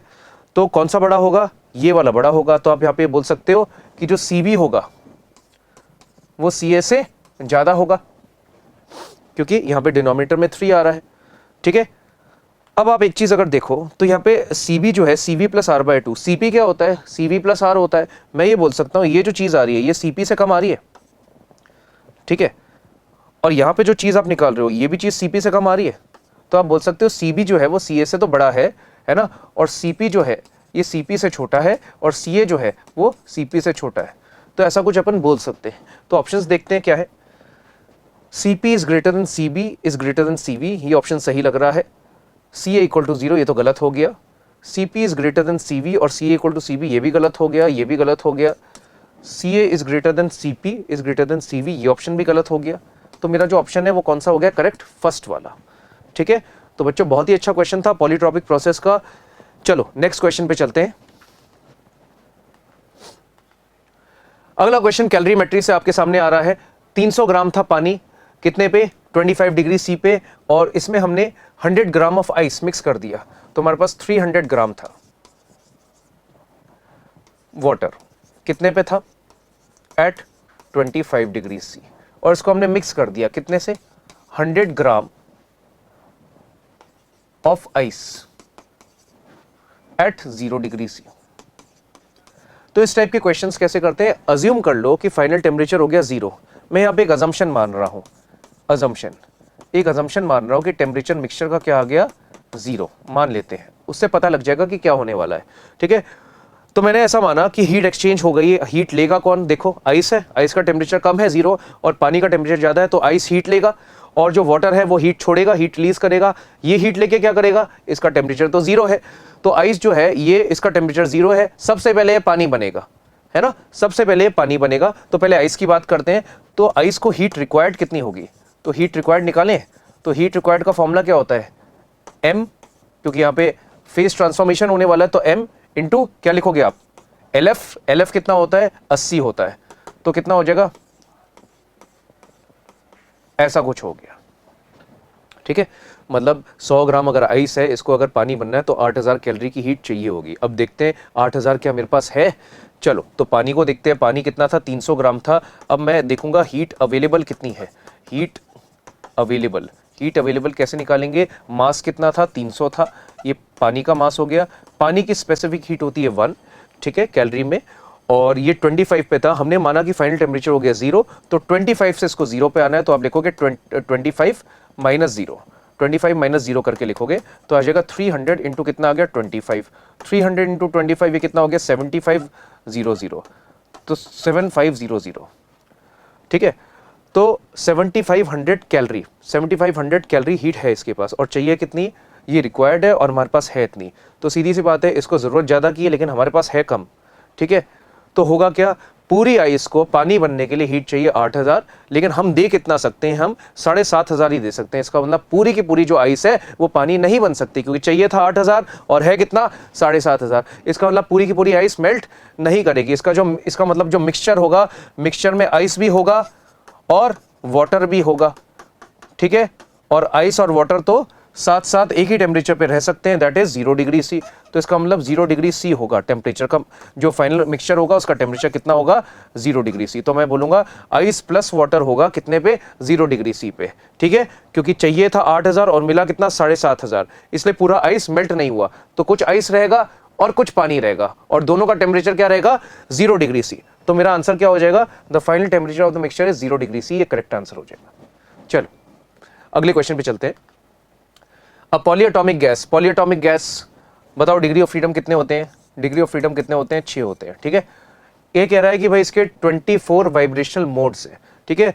ये डिग्री ऑफ फ्रीडम जो आप 6 लिखते हो, ये क्या मान के लिखते हो कि वाइब्रेशन नहीं हो रहा है, तो ये जो डिग्री ऑफ फ्रीडम है वैसे तो अपन 6 मानते हैं, लेकिन यहां तो इसने बोल दिया वाइब्रेशन भी हो रहा है, तो number of modes of vibration कितने दे रखे हैं, मेरे को 24 दे रखे हैं। अब याद करिए, आपने पढ़ा होगा कि हर एक मोड ऑफ वाइब्रेशन के लिए 2 डिग्री ऑफ फ्रीडम होते हैं, तो मैं यहां पे ये बोल सकता हूं कि मोड कितने हैं वाइब्रेशन के, 24, तो डिग्री ऑफ फ्रीडम वाइब्रेशन वाली कितनी होगी, 2 टाइम्स, हर एक मोड ऑफ वाइब्रेशन के लिए 2 गुना होती है, ठीक है। तो यहां 24 है, तो 24 का 2 गुना कितना हो गया, 48 हो गया, ठीक है। तो आप यहां पे टोटल डिग्री ऑफ फ्रीडम निकालोगे। टोटल का मतलब क्या होता है, due to translation, rotation and vibration. Translation rotation की वजह से मिला के तो 6 आती है, और अगर आप वाइब्रेशन को कंसिडर कर रहे हैं तो वाइब्रेशन को कंसिडर करने के बाद कितनी आ रही है, 48 ऐड कर देंगे तो कितना आ जाएगा, बताइए 54 आ जाएगा। तो ये आ गया आपके पास टोटल डिग्री ऑफ फ्रीडम। आपको क्या निकालना है, गामा। गामा याद करो, गामा होता था CP बाय CV। और पहले CV निकालें तो CV का फॉर्मूला होता था FR/2, या F कौन सा आने वाला है, टोटल। तो टोटल कितना है 54, तो अपना आंसर कितना आ गया 27R। ठीक है। CP की वैल्यू कितनी होती है, CP की वैल्यू होती है CV प्लस R, तो कितना हो गया 28R, ऐसा कुछ हो गया। CP आ गया, CV आ गया, गामा निकाल सकते हैं। गामा की वैल्यू कितनी आ जाएगी, that is CP upon CV, मतलब कितना आ जाएगा 28/27, 28/27। तो कितना आ जाएगा ये 28/27, अगर मैं देखूं तो 1 से थोड़ा सा ही बड़ा, दैट इज 1.03। तो ये मेरा करेक्ट आंसर हो जाएगा। ठीक है बच्चों, चलिए अगले क्वेश्चन की तरफ चलते हैं। The number density of molecules of a gas depends on the distance from the origin as n0 e की पावर माइनस अल्फा r की power 4, then the number of molecules is proportional to. बच्चों क्वेश्चन बहुत जोरदार है ना, JEE mains का ही question है। ठीक है, इसको बेसिकली हमें कैसे करना है, क्योंकि क्वेश्चन देख के तो आपको लग रहा होगा ये KTG का क्वेश्चन है, लेकिन इसको करना है डायमेंशनल एनालिसिस से। ठीक है, कैसे करना है डायमेंशनल एनालिसिस से मैं बताऊंगा, क्योंकि अगर आप इसको वैसे सॉल्व करने बैठेंगे स्फेरिकल क्लाउड डिस्ट्रीब्यूशन करके, एलिमेंट्स लेके आप इसको इंटीग्रेट करेंगे, तो फिर ये इंटीग्रेशन करना एग्जाम में स्पेसिफाइड टाइम लिमिट में पॉसिबल नहीं है, और हो सकता है उसका इंटीग्रेशन आप कर भी ना पाए ढंग से। तो इसको आपको करना है डायमेंशनल एनालिसिस से। कैसे करेंगे देखते हैं। इसने बोला नंबर डेंसिटी, नंबर डेंसिटी पहले बताओ। नंबर डेंसिटी क्या होता है, नंबर डेंसिटी होता है कितने एटम्स या मॉलिक्यूल्स हैं और कितनी वॉल्यूम में है, तो n/v करके। अगर मैं आपसे पूछूं भाई इसका डायमेंशनल फॉर्मूला बताओ, तो इसका डायमेंशनल फॉर्मूला क्या होगा, n का तो कुछ भी नहीं होगा, वॉल्यूम का L³ होता है, तो L की पावर -3 हो जाएगा, ये n का हो जाएगा। ठीक है, ये कह रहा है number density of a molecules of gas depends on the distance as ऐसे। ठीक है, तो आपको बताना है number of molecules is proportional to. ठीक है, अब यहां पे अगर आप देखो तो n as a function of r is equal to n0 e की पावर माइनस अल्फा r की पावर 4, ऐसा कुछ आ रहा है। हमने पढ़ा है कि जो जितने भी ट्रिग्नोमेट्रिक या फिर मैथमेटिकल लॉगरिथमिक जितने भी फंक्शंस होते हैं, सबके सब और उन फंक्शंस और उनके इनपुट्स जो होते हैं वो डायमेंशनलेस होते हैं। तो ये बेसिकली इनपुट है, यहाँ पे एक्सपोनेंशियल फंक्शन बन रहा है, तो अल्फा इंटू r की पावर 4 ये जो होगा ये डायमेंशनलेस होगा। तो ये क्या होगा, डायमेंशनलेस, और डायमेंशनलेस होगा तो आप इसको 1 लिखोगे। तो अल्फा r को क्या लिखोगे आप, L की पावर 4 इज इक्वल टू कितना हो गया 1। तो अल्फा की वैल्यू कितनी आ गई, अल्फा की वैल्यू आ गई L की पावर -4, ये अल्फा आ गया आपके पास। अल्फा का डायमेंशनल फॉर्मूला आ गया। ठीक है, नंबर डेंसिटी का आ गया। अब एक और चीज देखो, ये जो n है और जो n0 है, इनका तो सेम होगा डायमेंशनल फॉर्मूला, क्योंकि ये एक्सपोनेंशियल फंक्शन तो डायमेंशनलेस होता है। तो यहाँ पे मैं एक और चीज लिख सकता हूँ कि जो n होगा और n0 होगा, n का क्या था L की पावर -3, तो दोनों का सेम होगा। ठीक है, इन दोनों का सेम होगा, तो इसका जो डायमेंशनल फॉर्मूला होगा वो कितना हो जाएगा, इसका डायमेंशनल फॉर्मूला हो जाएगा L की पावर -3। बताइए क्लियर है। अब आपको क्या करना है, आपको बताना है कि नंबर ऑफ मॉलिक्यूल्स किसके प्रोपोर्शन होंगे। क्या पूछ रहा है, नंबर ऑफ मॉलिक्यूल्स, मतलब मेरा जो आंसर होना चाहिए वो डायमेंशनलेस होना चाहिए, क्योंकि नंबर ऑफ मॉलिक्यूल्स का कोई भी डायमेंशन नहीं होगा। तो इन चारों ऑप्शंस में से ऐसा कौन सा ऑप्शन है जो डायमेंशनलेस होगा। चलिए तो स्टार्ट करते हैं पहले ऑप्शन के साथ। तो पहला ऑप्शन कितना दे रखा था, n0 इंटू अल्फा की पावर -3। n0 का कितना था, देखो n0 का था L की पावर -3, तो इसको अपन लिखेंगे, ये बन जाएगा L की पावर -3। अल्फा का कितना था, अल्फा का आया था L की पावर -4, तो L की पावर -4 और इसके ऊपर पावर -3। ठीक है, तो कितना आ जाएगा L की पावर -3 और ये कितना हो जाएगा L की पावर 12। ठीक है, तो ये तो डायमेंशनलेस नहीं आ रहा है, तो ये तो ऑप्शन नहीं हो सकता। ठीक है, अगर मैं थर्ड ऑप्शन देखो तो थर्ड ऑप्शन में क्या दे रखा है, थर्ड ऑप्शन में इसने दे रखा है n0 अल्फा, इसकी पावर दे रखी है -3/4। इसको देखते हैं, n0 जो था, n0 की वैल्यू कितनी थी, डायमेंशनल फॉर्मूला था L की पावर -3। ठीक है, अल्फा, अल्फा का कितना होगा L की पावर -4 और इस पे पावर कितनी हो गई -3/4। बताओ 4 और 4 क्या हो गया, कैंसिल, तो L की पावर -3 और ये कितना हो जाएगा L³, ये और ये क्या हो जाएगा कैंसिल, मतलब ये तो डायमेंशनलेस आ गया भाई, सब कुछ कट गया, मतलब ये तो 1 आ गया। ठीक है, इसका मतलब मेरा करेक्ट आंसर यही होगा, क्योंकि नंबर ऑफ मॉलिक्यूल्स पूछ रहा है, इसका तो कोई डायमेंशन होता नहीं है, तो ये पूरा का पूरा क्या आ गया, डायमेंशनलेस। तो मेरा करेक्ट आंसर सी हो जाएगा। तो बच्चों आपको ऐसे करने हैं, कुछ क्वेश्चंस में आपको सोचना पड़ता है कि अगर हम डायमेंशनल एनालिसिस लगाएं तो क्वेश्चन सॉल्व करना काफी इजी हो जाता है। हर बार फॉर्मूला लगा के क्वेश्चन सॉल्व करना पॉसिबल नहीं है। ठीक है, चलिए बहुत बढ़िया क्वेश्चन था। नेक्स्ट क्वेश्चन पे चलते हैं। नेक्स्ट क्वेश्चन आपके लिए आ रहा है, एक ग्राफ आपको दे रखा है और ये थर्मोडायनेमिक्स का क्वेश्चन दिख रहा है। A sample of an ideal gas is taken through the cyclic process ABCA। ABC एक साइक्लिक प्रोसेस हो रहा है, साइक्लिक प्रोसेस A से B गए, B से C गए, C से A गए, ठीक है। The change in the internal energy of the gas along the path CA में जो इंटरनल एनर्जी का चेंज है वो कितना है, -180 जूल्स, ठीक है। The gas absorbs 250 joule of heat along the path AB and 60 joules along the path BC. Then the work done by the gas along the path ABC is, अपने को work done बताना है, ठीक है। अब एक काम करते हैं, क्योंकि ये वर्क डन की बात कर रहा है, ठीक है, तो आप यहाँ लगाओ first law, delta Q is equal to delta U plus delta W। आपको निकालना क्या है, वर्क डन। फर्स्ट लॉ लगाने वाले हैं थर्मोडायनेमिक्स का, ठीक है। तो आपको वर्क डन कौन सा निकालना है एक बार लिख लो। ये जो वर्क डन निकालना है आपको कौन से पाथ में निकालना है, ABC, ठीक है। तो आप यहाँ लिखोगे हीट एब्जॉर्ब्ड कौन से पाथ में, ABC में, ठीक है। यहाँ लिखोगे आप डेल्टा U, ठीक है। डेल्टा U आप लिखोगे ABC, लेकिन आपने पढ़ा होगा कि जो U होता है वो एक स्टेट फंक्शन होता है, वो सिर्फ और सिर्फ इनिशियल और फाइनल पॉइंट्स पे डिपेंड करता है। तो यहाँ ABC लिखने का कोई मतलब नहीं है। यहाँ आपको ये देखना है कि मेरा इनिशियल पॉइंट क्या था, A था, और फाइनल पॉइंट C था। तो आप यहाँ पे इसको AC भी लिख सकते हैं। क्या लिख सकते हैं, AC, ठीक है। मतलब इसको आप ऐसे लिख सकते हैं, UC minus UA, final minus initial, ये बन जाएगा वर्क डन इन ABC, ठीक है। अब बेसिकली आपको हीट के बारे में, हीट निकालनी है तो काम हो जाएगा। हीट के लिए इसने बोल रखा है the gas absorbs 250 joule of heat along the path AB। अब हीट जो है ABC पाथ में देखनी है, तो इसको क्या मैं ऐसे लिख सकता हूं, heat in AB plus heat in BC। तो हीट AB में कितनी एब्जॉर्ब हुई है, देखो, the gas absorbs 250 joule of heat along the path AB, ठीक है। तो 250, तो आप कैसे लिखोगे, 250 plus BC and 60 joule along the path BC। तो यहां पे कितना हो गया, 60। यहां पे आप लिखने वाले हो UC माइनस UA। अब एक चीज पे ध्यान दो, इसने बोला है the change in internal energy of the gas along the path CA। इसने बोला है अलोंग द पाथ CA, मतलब इनिशियल पॉइंट हो गया अपना C और फाइनल पॉइंट क्या हो गया A। मतलब इसने बोल रखा है UA माइनस UC की वैल्यू कितनी है, -180 है। तो UC माइनस UA की वैल्यू कितनी होगी, UC माइनस UA की वैल्यू हो जाएगी 180 जूल्स। UA माइनस UC कितना था, -180, तो उसको उल्टा करेंगे तो UC माइनस UA कितना आ जाएगा, 180 आ जाएगा, क्योंकि अपने को यही चाहिए, देखो UC माइनस UA। तो इसको क्या लिख लेंगे, इसको लिख लेंगे 180 plus work done in the path ABC, ठीक है। अब इसको सॉल्व करते हैं, तो इसको सॉल्व करेंगे तो कितना आ जाएगा, 310 is equal to 180 plus work done in path ABC। तो work done in path ABC कितना आ जाएगा, ये आ जाएगा 130 जूल, ठीक है। तो 130 जूल आ जाएगा, तो ये आंसर हो जाएगा, ठीक है। फर्स्ट लॉ का क्वेश्चन था। चलिए नेक्स्ट क्वेश्चन की तरफ चलते हैं। 5.6 litre of helium gas, note किया जाए हीलियम गैस की बात कर रहा है। बोलो कौन सी गैस है ये, नेचर क्या है इसका, मोनो डाई ट्राई मोनो है ये। तो यहाँ पे लिख देंगे कौन सी गैस है, मोनो है। जैसे ही आए कोई गैस वहीं पे उसको देख लो कौन सी गैस है और याद कर लो, है ना, जो हमने पढ़ा था CpCv इसका कितना होना चाहिए, F कितना होना चाहिए, ठीक है, ताकि क्वेश्चन सॉल्व करने में ज़्यादा टाइम नहीं लगे। 5.6 लीटर थी हीलियम गैस एट STP, ठीक है।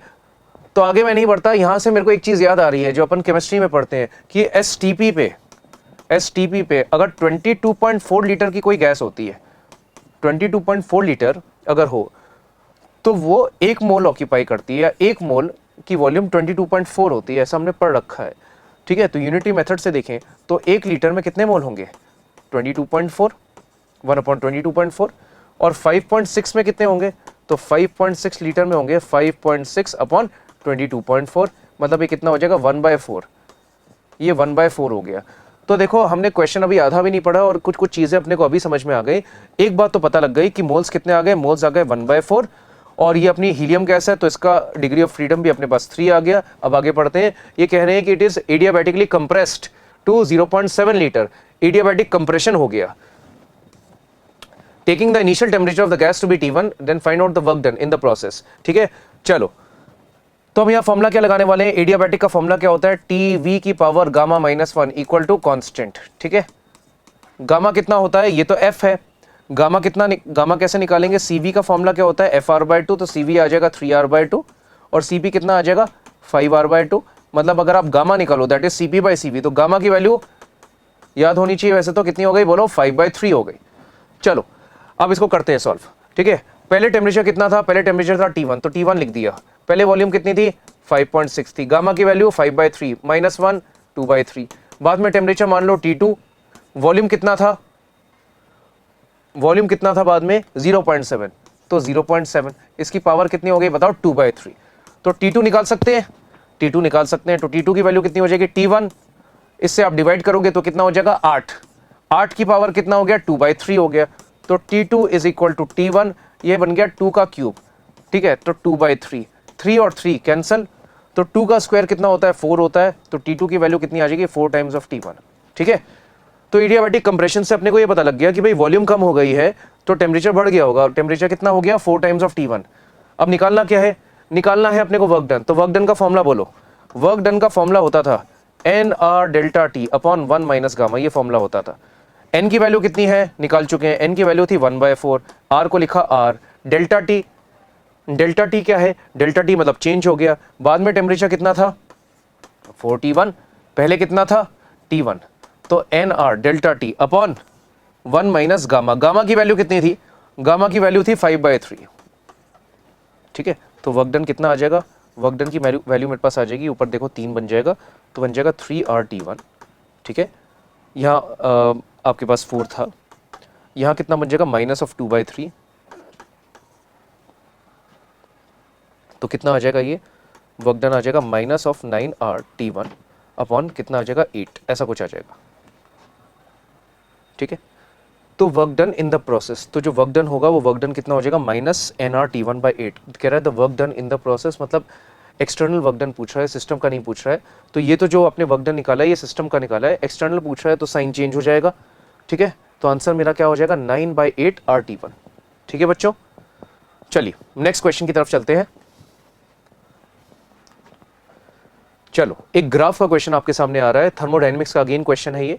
1 mole of an ideal gas in the initial state A undergoes a cyclic process ABCA। देखो साइक्लिक प्रोसेस है ABCA, साइक्लिक प्रोसेस दे रखा है। It's pressure at A is P0, A पे जो pressure था वो कितना था P0 था, यहां पे प्रेशर जो है वो कितना है P0 है। It's pressure at A is P0, then choose the correct option, ठीक है। A पे वॉल्यूम कितनी थी V0, टेम्परेचर था T0 और प्रेशर कितना था P0। चलिए ऑप्शंस पढ़ के देखते हैं क्या कह रहे हैं ये। ग्राफ तो इन्होंने V और T का दे रखा है। Internal energy at A and B are the same. Internal energy की बात करते हैं, इंटरनल एनर्जी सिर्फ और सिर्फ किस पे डिपेंड करती है टेम्परेचर पे। अगर आप देखो A और B ग्राफ सीधा जा रहा है, मतलब टेम्परेचर क्या है कांस्टेंट, तो आप बोलोगे A से B तक, A से B तक टेम्परेचर क्या था कांस्टेंट, टेम्परेचर कांस्टेंट था, टेम्परेचर था कांस्टेंट, इसका मतलब इंटरनल एनर्जी जो होगी वो तो सेम रहेगी, क्योंकि इंटरनल एनर्जी तो टेम्परेचर पे डिपेंड करती है, टेम्परेचर अगर चेंज होगा तो इंटरनल एनर्जी चेंज होगी। तो आप बोलोगे internal energy of the gas at A and B are the same. ये तो करेक्ट आंसर है भाई, ये तो करेक्ट है। तो work done by the gas in the process AB, AB कौन सा हो गया AB हो गया। ये वाला अगर आप ढंग से देखो तो यार ये वाला तो आइसोथर्मल है ना, ये तो आइसोथर्मल है क्योंकि यहाँ पे टेम्परेचर कांस्टेंट है। अब आइसोथर्मल का सोचो फॉर्मूला क्या होता था, आइसोथर्मल का फॉर्मूला अपन ने क्या पढ़ा था वर्क डन का, वर्क डन का फॉर्मूला होता था। अब अगर मैं ऑप्शन देखूं तो ऑप्शन में आपको पीवी के टर्म्स में दे रखा है, वैसे हमारा फॉर्मूला होता था याद करिए NRT ln V2/V1, ये वाला फॉर्मूला होता था, ठीक है। NRT को PV भी लिख सकते हैं क्योंकि PV NRT होता है। तो अगर मैं देखूं A वाले पॉइंट पे प्रेशर कितना था P0 और वॉल्यूम कितना था V0, तो NRT की वैल्यू PV भी तो लिख सकते हैं। तो पहले प्रेशर कितना था P0 और बाद में कितना था, सॉरी पहले प्रेशर था P0 और वॉल्यूम कितना था V0, PV तो कांस्टेंट रहता है ना। तो NRT की वैल्यू हमने क्या लिख दी P0 V0, तो वर्क डन हो गया P0 V0 ln, आपको A से B जाना है तो B पे आप जाओगे तो वॉल्यूम 4 गुना हो गई और पहले वॉल्यूम कितनी थी V0, तो कितना हो जाएगा ln 4 हो जाएगा। तो ये भी आंसर आ गया अपना, ठीक है। NRT ln V2/V1 होता है, NRT को PV लिख दिया, ठीक है। तो ये मेरा आंसर आ गया। तो इसका मतलब ये वाला जो आंसर है ये भी करेक्ट है। चलो pressure at C is P0/4 and temperature at C। अब दोनों जो बातें बोल रखी हैं वो बेसिकली इस पॉइंट के बारे में बोल रखी हैं, ठीक है। अगर आप इस ग्राफ को देखो B से C तक तो आपको एक स्ट्रेट लाइन दिखाई देगा और स्ट्रेट लाइन आपको दिखाई दे रहा है। ज़रा सा देख के इस दिमाग में फीलिंग तो आती है कि ये जो ग्राफ है हमने पढ़ा है कि अगर प्रेशर कांस्टेंट होता है और अगर हम VT ग्राफ बनाए तो एक स्ट्रेट लाइन बनता है, लेकिन वो स्ट्रेट लाइन जो बनता है उसमें जो स्ट्रेट लाइन है वो ओरिजिन से पास होना चाहिए। हमें ये देखना पड़ेगा ये जो ग्राफ है क्या ये ओरिजिन से पास हो रहा है। अगर ये ओरिजिन से पास हो रहा है तब तो ठीक है, अगर ये ओरिजिन से नहीं पास हो रहा तो फिर हम ये नहीं बोल सकते कि प्रेशर क्या रहेगा कांस्टेंट रहेगा। तो इसने बोला pressure at C is P naught by 4, ठीक है। ये ग्राफ के बारे में आपको कुछ इंफॉर्मेशन दे नहीं रखी है। यहाँ देखो, यहाँ वॉल्यूम कितनी थी वी नॉट, यहाँ टेम्परेचर इसने दे नहीं रखा है ना। यहाँ वॉल्यूम कितनी थी 4 वी नॉट और टेम्परेचर था टी। हमें कोई भी इंफॉर्मेशन दे नहीं रखी है कि ये जो ग्राफ है ये ओरिजिन से पास हो रहा है कि नहीं हो रहा है।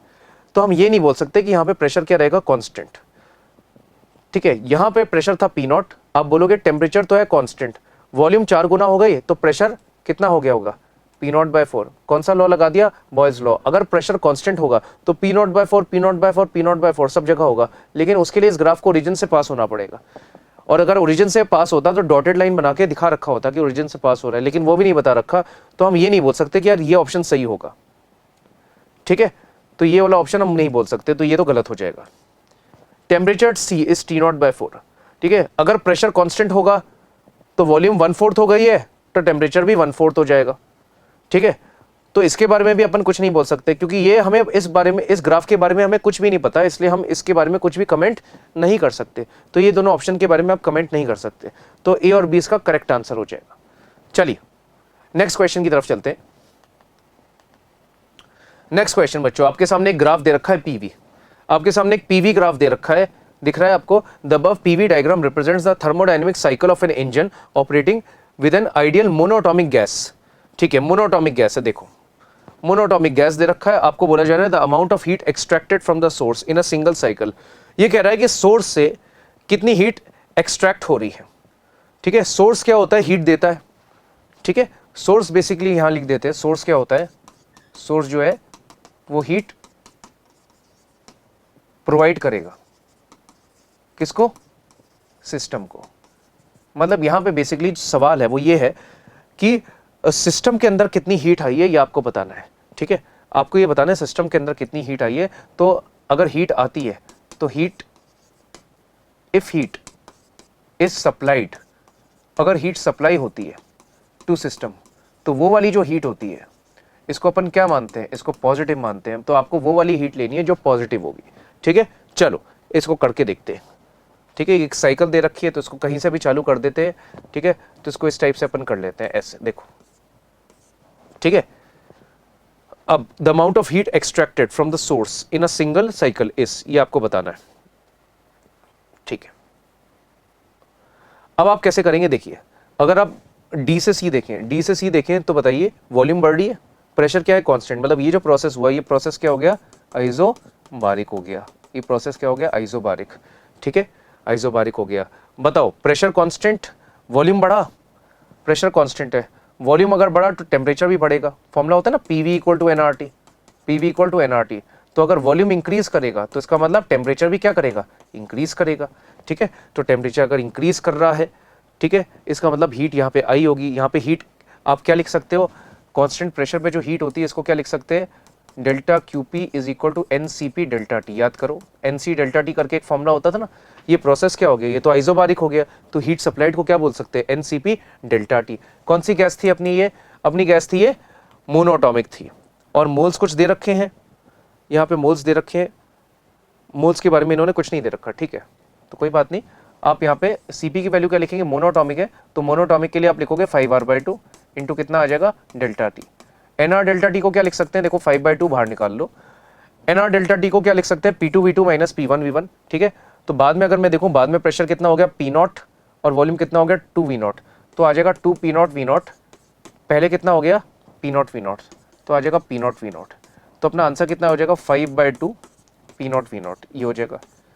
मतलब इतनी हीट सप्लाई हो रही है इसमें, ठीक है। यहां से यहां तक देखो, यहां से यहां तक देखो, बताओ वॉल्यूम कांस्टेंट था, ये वाला जो प्रोसेस होगा ये क्या होगा, आइसो, ये वाला प्रोसेस क्या होगा, आइसोकोरिक, ये वाला प्रोसेस हो जाएगा आइसोकोरिक, ठीक है। अब यहाँ पे देखो आइसोकोरिक में वॉल्यूम क्या है, constant, PV equal to NRT होता है, ठीक है।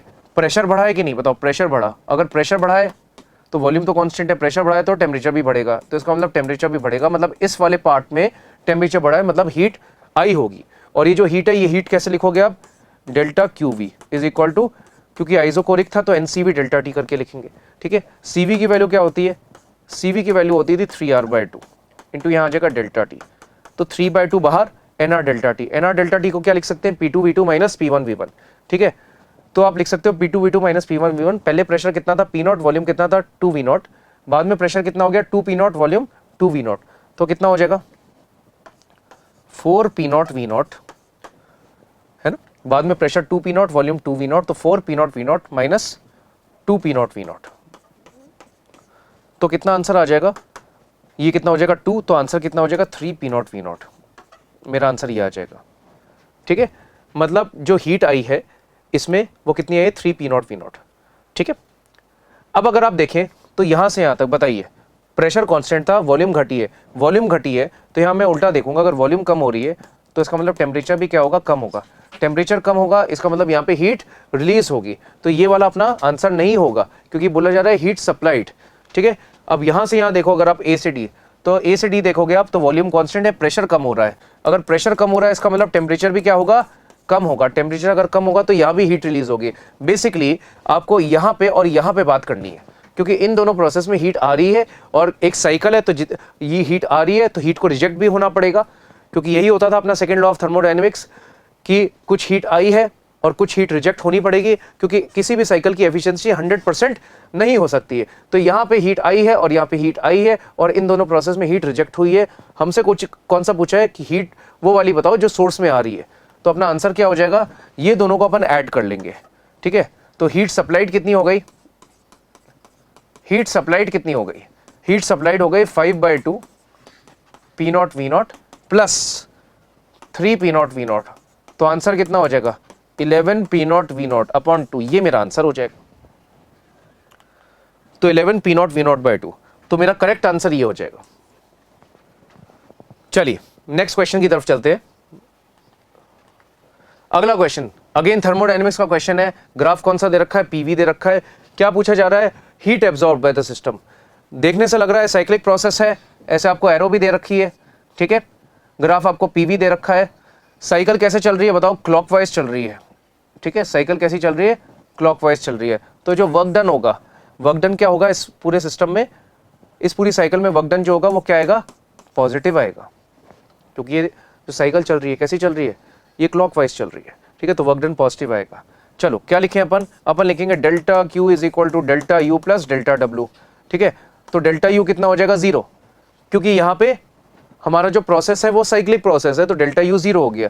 वर्क डन निकाल सकते हैं क्योंकि भाई ये जो ग्राफ है ये मतलब एक साइक्लिक प्रोसेस है, साइक्लिक प्रोसेस में जो वर्क डन होता है वो कैसे निकालते हैं, आप इस साइकिल के अंदर का एरिया देख लो, है ना, वही आपका वर्क डन होगा। तो अपन कैसे निकालेंगे, कंफ्यूज मत होना, देखने से हो सकता है लग रहा हो कि भाई ये सर्कल है, लेकिन सर्कल नहीं है, ये एलिप्स है, क्योंकि अगर आप इसको ढंग से देखो तो यहाँ से यहाँ तक की जो दूरी थी वो कितनी थी 340 माइनस 60, ये कितनी आ जाएगी, अगर मैं इसको देखूँ तो ये आ जाएगी 280, ये 280 थी, और यहाँ से यहाँ तक की दूरी कितनी थी, यहाँ से यहाँ तक की जो दूरी थी ये भी 280 थी। चलो तो ये तो सर्कल है, ये तो सर्कल है, दोनों ही बराबर आ रहे हैं मतलब सर्कल। कई बार क्वेश्चंस में ये दोनों अलग अलग आते हैं तो वहाँ एलिप्स लेके करना होता है, तो ये तो सर्कल है।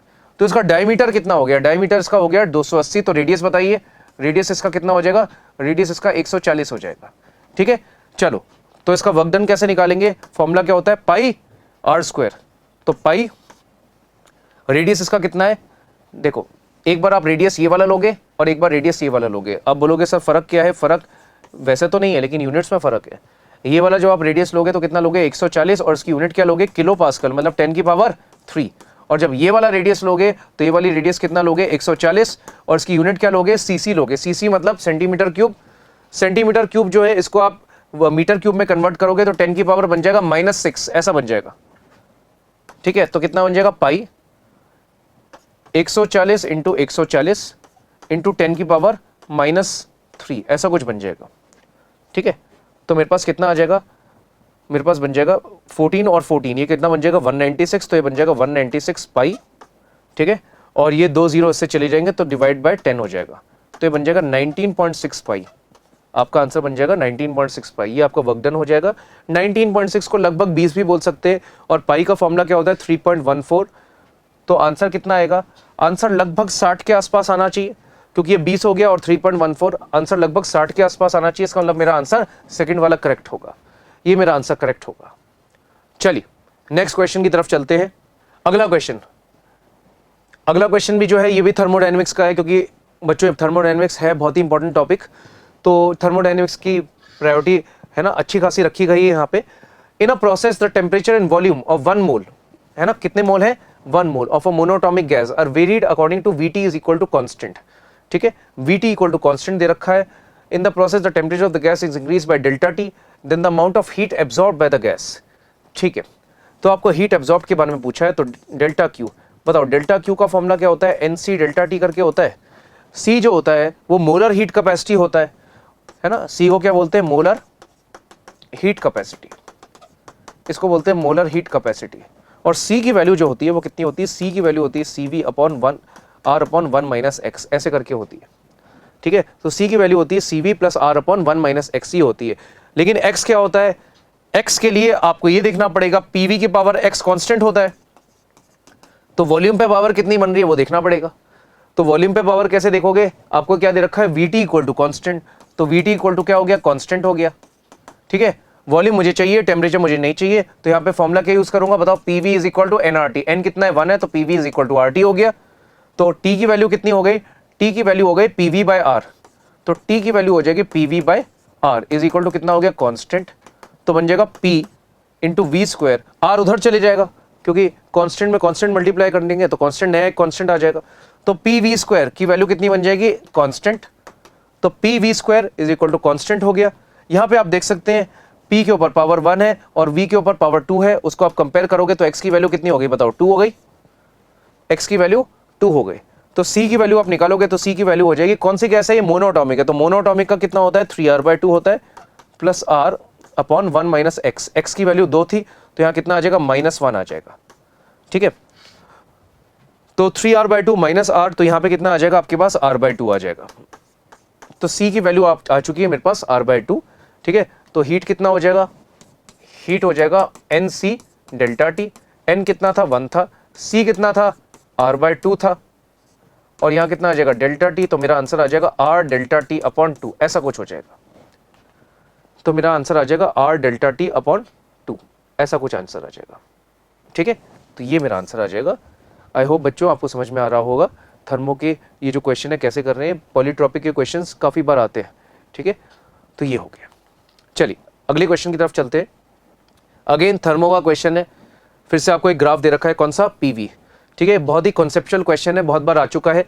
आपसे बोला जा रहा है कि 2 प्रोसेस हो रहे हैं, है ना, एक A वाला प्रोसेस और एक B वाला process. If delta QA and delta QB are the amounts of heat absorbed by the system in the 2 cases and delta UA and delta UB are the changes in internal energies, ठीक है। क्या question है मैं आपको explain कर देता हूं। देखो यहां से चले और जाना यहाँ पे, कैसे जा रहे हैं, एक बार A से जा रहे हैं और एक बार B से जा रहे हैं, 2 अलग अलग रास्ते हैं।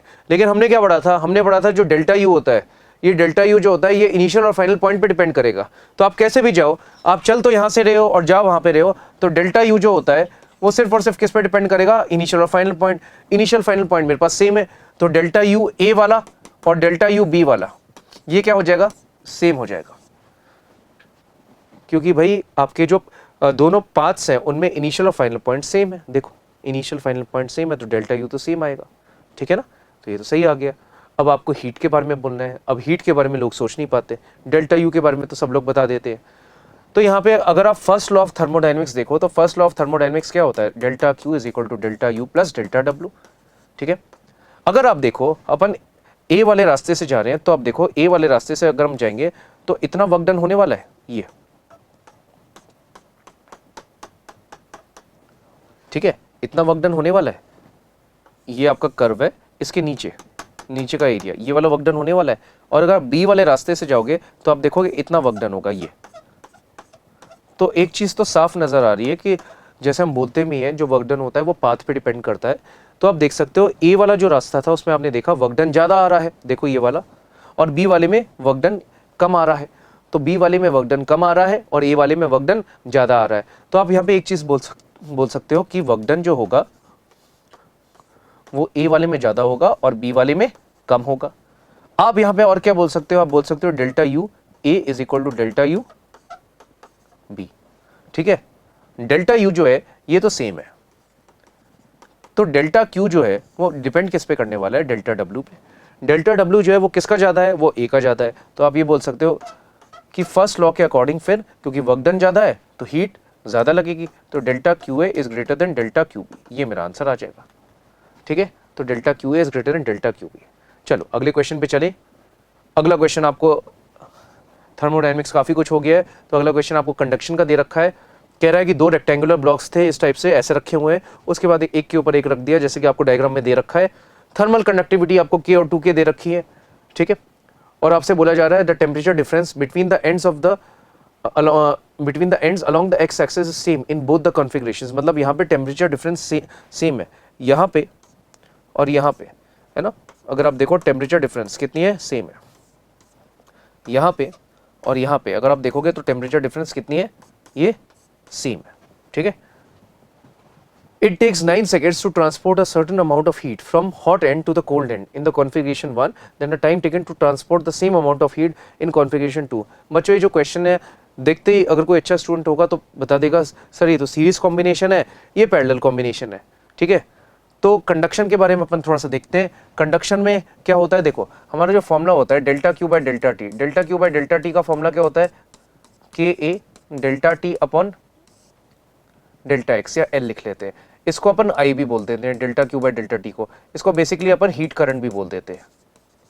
ये क्या है, हीट करंट। आप इसको ऐसे भी लिख सकते हैं, I is equal to delta T upon L by K A. L by K ए को अपन क्या बोल देते हैं, इसको बोल देते हैं आर। ये आर क्या होता है, आर होता है थर्मल रेजिस्टेंस। तो अपन ये वाला फॉर्मूला यूज करेंगे डेल्टा टी बाय आर करके, ऐसे। ये बेसिकली ओम्स लॉ है जो अपन करंट में भी पढ़ते हैं। करंट में क्या पढ़ते थे, I equal to V by R या v equal to I R, वैसे ही दिख रहा है I equal to delta T by R. वहाँ v जो होता था वो पोटेंशियल डिफरेंस होता था, एक्चुअली में वो जो v है वो डेल्टा v है, वो पोटेंशियल्स का डिफरेंस है। तो यहाँ ये जहाँ पे डेल्टा टी आ रहा है, यहाँ ये टेम्परेचर का डिफरेंस है। वहाँ आती थी इलेक्ट्रिक रेजिस्टेंस, यहाँ आती है थर्मल रेजिस्टेंस। चलो तो इसको करते हैं, तो कैसे करेंगे, रेजिस्टेंस निकालो। रेजिस्टेंस का फॉर्मूला कितना आ रहा है, एल बाई के, ठीक है। तो रेजिस्टेंस निकालते हैं, देखो के का दे रखा है, एरिया सब सेम दे रखा है, और यहाँ पे आइडेंटिकल डायमेंशंस है, तो मतलब लेंथ भी सेम है। तो आर का फॉर्मूला क्या होता है, आर का फॉर्मूला लिख लो, आर का फॉर्मूला हो जाएगा एल बाय के, ठीक है। ये दोनों जो है ये दोनों सीरीज में है, तो इसका जब आप आर निकालोगे तो मैं यहाँ लिख लेता हूं इन कॉन्फ़िगरेशन 1। कॉन्फ़िगरेशन 1 में आर इक्विवेलेंट कितना आएगा, R1 प्लस R2। सीरीज में क्या होता है, R1 प्लस R2 कर देते हैं, तो इसका कितना हो जाएगा, जल्दी से बताओ। इसका हो जाएगा एल बाय के ए प्लस एल बाय 2k। तो 2 और 2 तो आप एलसीएम ले लोगे तो यहाँ पे कितना आ जाएगा, 3l बाई 2k, ऐसा कुछ आ गया। देखो ये आ गया, ठीक है। और अगर आप देखो मैं यहाँ पे लिख लेता हूँ in configuration 2, in configuration 2 R equivalent कैसे निकालेंगे। आर इक्विवेलेंट निकालने का तरीका होता है ना, कैसे करते थे, 1 by R1 plus 1 by R2 is equal to R equivalent. तो उसको अगर आप रेसिप्रोकल एलसीएम लेके लिखोगे तो आ जाएगा R1 R2 upon R1 plus R2। तो इसको आप करोगे तो कितना आएगा, इसका आ जाएगा L upon 2KA, L upon KA, L upon 2KA plus L upon K, ऐसा कुछ आ जाएगा। तो कितना आने वाला है, L upon 2K into L upon K, और यहाँ कितना आ जाएगा, यहाँ 2 और 2, यहाँ कितना आ जाएगा 3L अपॉन 2K, ऐसा कुछ बन जाएगा। 2k कैंसिल हो गया, L और L कैंसिल हो गया, तो कितना हो जाएगा L अपॉन 3k। अपना आंसर आ जाएगा L अपॉन 3k, ठीक है। इस टाइप से मेरा आंसर आ जाएगा, ठीक है। ये मेरा आ गया, ठीक है। अब आप एक काम करो, यहाँ पे L बाई के को क्या मान लेते हैं, एक काम करते हैं, L बाई के को मान लेते हैं R, L बाई के को क्या मान लेते हैं R। तो यहाँ L बाई 3k आ रहा है, तो बेसिकली ये बन गया R बाई 3, और ये कितना बन गया 3R बाई 2, ठीक है। ऐसा कुछ बन गया, थोड़ा सिंप्लीफाई हो जाएगा। चलो अब इसको करते हैं। अपन फॉर्मूला ये लगाने वाले हैं, ठीक है। तो ये वाला फॉर्मूला लगाएंगे, एक बार लगाने वाले इन कॉन्फ़िगरेशन 1। कॉन्फ़िगरेशन 1 में करते हैं एक बार। तो कॉन्फ़िगरेशन 1 में है ना, करंट का फॉर्मूला क्या होता है, delta Q by delta T, ठीक है। तो इसने क्या बोला, सेम अमाउंट ऑफ हीट, और 9 सेकेंड्स लगते हैं पहले में। तो आप लिखोगे डेल्टा क्यू, पहले में कितना टाइम लगता था, 9 सेकेंड्स। टेम्परेचर डिफरेंस कितना है, ये वाला फॉर्मूला लगा रहा हूँ, डेल्टा टी है ना अपॉन आर कौन सा लेंगे, यहाँ पे इक्विवेलेंट लेंगे। तो इक्विवेलेंट कितना आ रहा था कॉन्फ़िगरेशन 1 में, कॉन्फ़िगरेशन 1 में आ रहा था 3R बाई 2, तो यहाँ 3R बाई 2 आ जाएगा, 2 पर चल जाएगा, है ना। कॉन्फ़िगरेशन 2 में देखो, कॉन्फ़िगरेशन 2 में देखो, तो डेल्टा क्यू ये हीट थी, और टाइम कितना लगा, टाइम मुझे निकालना है, ठीक है। टाइम आपको निकालना है, तो टाइम टी हो गया, is equal to delta T upon are. R कौन सा? इक्विवेलेंट वाला। इक्विवेलेंट कितना था? r/3 था, तो ये r/3 बन जाएगा, ऐसा कुछ हो जाएगा। ठीक है, तो डेल्टा क्यू की वैल्यू सेम कर दो। तो डेल्टा क्यू यहाँ से कितना आ गया? डेल्टा क्यू की वैल्यू आ गई कितनी? ये और ये कैंसिल हो जाएगा, ये कितना हो गया? 3, तो बन जाएगा 6 डेल्टा टी बाय आर। ठीक है, और डेल्टा क्यू की वैल्यू यहाँ से निकालोगे तो डेल्टा क्यू की वैल्यू कितनी हो जाएगी? 3 delta T t by r, ऐसा कुछ हो गया। दोनों को इक्वेट कर दो, तो दोनों को इक्वेट अगर आप कर दोगे तो कितना आ जाएगा? 6 delta T upon R is equal to 3 delta T T upon are. R और R cancel, delta T cancel, तो टाइम की वैल्यू कितनी आ गई? 2 सेकेंड्स। तो मेरा आंसर आ जाएगा 2 सेकेंड्स। ठीक है बच्चों, तो मेरा आंसर 2 सेकेंड्स आ जाएगा। सीरीज और पैरेलल कॉम्बिनेशन का क्वेश्चन था, तो आइए इसको मैच करते हैं। तो मेरा आंसर करेक्ट जो हो जाएगा वो हो जाएगा 2 सेकेंड। ठीक है, चलिए अगले क्वेश्चन पे चलते हैं। आखिरी क्वेश्चन हमारा 25th, temperature difference of 120 degree is maintained between the two ends of a uniform rod A and B. मतलब ए और बी के बीच में टेम्परेचर डिफरेंस जो है वो कितना है? 120 डिग्री का है। यहां से यहां तक टेम्परेचर डिफरेंस कितना है? 120 डिग्री का है। ए बी की जो लेंथ है वो कितनी है? 2l है। मतलब यहां से यहां तक l थी, ये l/2 थी, तो सीधी सी बात है यार, ये भी कितना होगा? l/2 होगा। चलो, another bent rod PQ of the same cross section as AB and length 3l/2। ठीक है, यहां से यहां तक कितनी लेंथ थी? तो ये तो l हो गया, ये l/4 हो गया, तो ये भी कितना हो जाएगा? l/4। तीनों को ऐड करके देखो तो कितना हो जाएगा? l/2 और l, 3l/2 हो गया। ठीक है, सही। In steady state the temperature difference between P and Q will be close to. ठीक है, तो आप एक काम करो, आप इन सबको बदल दो किसमें? रेजिस्टर में। रेजिस्टेंस का फॉर्मूला क्या होता है? याद करो, रेजिस्टेंस का फॉर्मूला होता है L/K करके होता है। ठीक है, एरिया वेरिया सेम है, के सेम है, सिर्फ बदल क्या रहा है? लेंथ बदल रही है। ठीक है, तो कैसे करेंगे अपन? एक काम करते हैं, अपन इसको देख लेते हैं। यहाँ पे लेंथ कितनी थी? l/2, तो यहाँ पे अपन इस टाइप से बनाते हैं। देखो, ये रेजिस्टेंस कितनी हो गई? r/2। ठीक है, बताओ यहां से यहां तक कितना था? यहां से यहां तक l/4 और l, टोटल लेंथ कितनी हो गई? 3l/2 हो गई। ये टोटल लेंथ कितनी हो गई? 3l/2। तो इसकी जो आप रेजिस्टेंस लिखोगे, इसकी रेजिस्टेंस कितनी आ जाएगी बताओ? 3r/2, क्योंकि लेंथ 3/2 हो गई। ठीक है, अब ये लेंथ इसकी l है, तो यहां आप क्या लिखोगे? ये कितना हो गया? r। ठीक है, और यहां कितना हो गया? l/2। यहां कितना हो जाएगा बताओ? r/2। ठीक है, ऐसा कुछ हो गया। समझ पा रहे हैं? लेंस को मैंने रेजिस्टेंस में कन्वर्ट कर दिया, अब बहुत आसानी से हो जाएगा। ठीक है, अब इन दोनों का भी देख लो। इन दोनों का जब आप इक्विवेलेंट निकालोगे तो कितना आ जाएगा? दोनों पैरेलल में, तो कैसे करते थे? r1 r2 upon r1 plus r2, तो कितना हो जाएगा? 5r/2, 2 और 2 कैंसिल, तो आंसर कितना आ जाएगा? 3r/5। मेरा आंसर आ जाएगा 3r/5। ठीक है, तो इसको ऐसे भी कर सकते हैं। देखो, ये कितना बन गया? r/2। ठीक है, ये कितना बन गया? ये बन गया 3r/5। ठीक है, और ये क्या बन गया? r/2। ऐसा कुछ हो गया। ठीक है, अब इसने बोला कि यहां से यहां तक, वहां अपन एक्चुअली लिखते थे पोटेंशियल डिफरेंस, लेकिन यहां क्या लिखेंगे? Temperature difference. यहां से यहां तक टेम्परेचर डिफरेंस कितना था? 120 का था। ठीक है, यहां पे हाई पोटेंशियल मान लेते हैं, यहां लो पोटेंशियल मान लेते हैं, मतलब हाई टेम्परेचर लो टेम्परेचर। तो करंट ऐसे फ्लो कर रहा होगा। देखो, आप ये करंट निकाल सकते हो। करंट क्या होगा? टेम्परेचर डिफरेंस कितना है बताओ? 120 है, और ये तीनों के तीनों सीरीज में है, तो कितना हो जाएगा? r/2 plus 3r/5 plus r/2, तो कितना हो जाएगा? 120 अपॉन यहां कितना आ जाएगा? 8r/5। तो 5 कहां चले जाएगा? ऊपर चले जाएगा। ठीक है, तो r प्लस 3r/5, तो 8r/5 हो जाएगा। 4 से अगर हम करें तो यहाँ 2 आ जाएगा, यहाँ कितना आ जाएगा? 30 आ जाएगा। ठीक है, तो यहाँ कितना हो जाएगा? 75। ठीक है, 15, 75/r, तो मेरा आंसर हो जाएगा 75/r। ये मेरा करंट आ गया। पूछा क्या है एक बार पढ़ते हैं। कह रहा है टेम्परेचर डिफरेंस बताना है बिटवीन P एंड Q। तो P एंड Q तो बेसिकली ये वाले पॉइंट्स हो गए। P एंड Q तो ये वाले पॉइंट्स हो गए, है ना। यहाँ करंट कितना जा रहा होगा? यहाँ करंट जा रहा होगा I। ठीक है, मुझे यहाँ से यहाँ तक क्या निकालना है? Temperature difference. तो यहाँ से यहाँ तक टेम्परेचर डिफरेंस को मैं डेल्टा T मान लेता हूँ। ठीक है, अब देखोगे आप क्या लिखोगे? I इज इक्वल टू कितना होगा? डेल्टा T अपॉन यहाँ से यहाँ तक का डिस्टेंस कितना था? 3r/5। ओम्स लॉ लगा रहा हूँ मैं यहाँ पे। डेल्टा T की वैल्यू कितनी हो जाएगी? डेल्टा T की वैल्यू हो जाएगी I इंटू कितना? 3r/5। ऐसा हो जाएगा। I की वैल्यू कितनी थी? 75/r, तो आई की वैल्यू हो गई थी 75/r इंटू कितना हो जाएगा 3r/5, तो 5 और ये कैंसिल हो जाएगा, कितना हो जाएगा 15, ये और ये कैंसिल, तो डेल्टा टी की वैल्यू कितनी आ जाएगी 45 डिग्री सी। इसका मतलब यहाँ से यहाँ तक जो टेम्परेचर डिफरेंस होगा वो कितना होगा 45 डिग्री सी, ठीक है। तो मेरा करेक्ट आंसर क्या हो जाएगा, दैट इज 45 डिग्री सी। तो बच्चों इतने ही क्वेश्चन थे आज इस सेशन में, अगली बार मिलेंगे धमाकेदार टॉपिक के साथ। एंड आई होप ये चैप्टर आपके लिए काफ़ी इंपॉर्टेंट रहा होगा, तो इनको अच्छे से रिवाइज करिएगा। Thank you.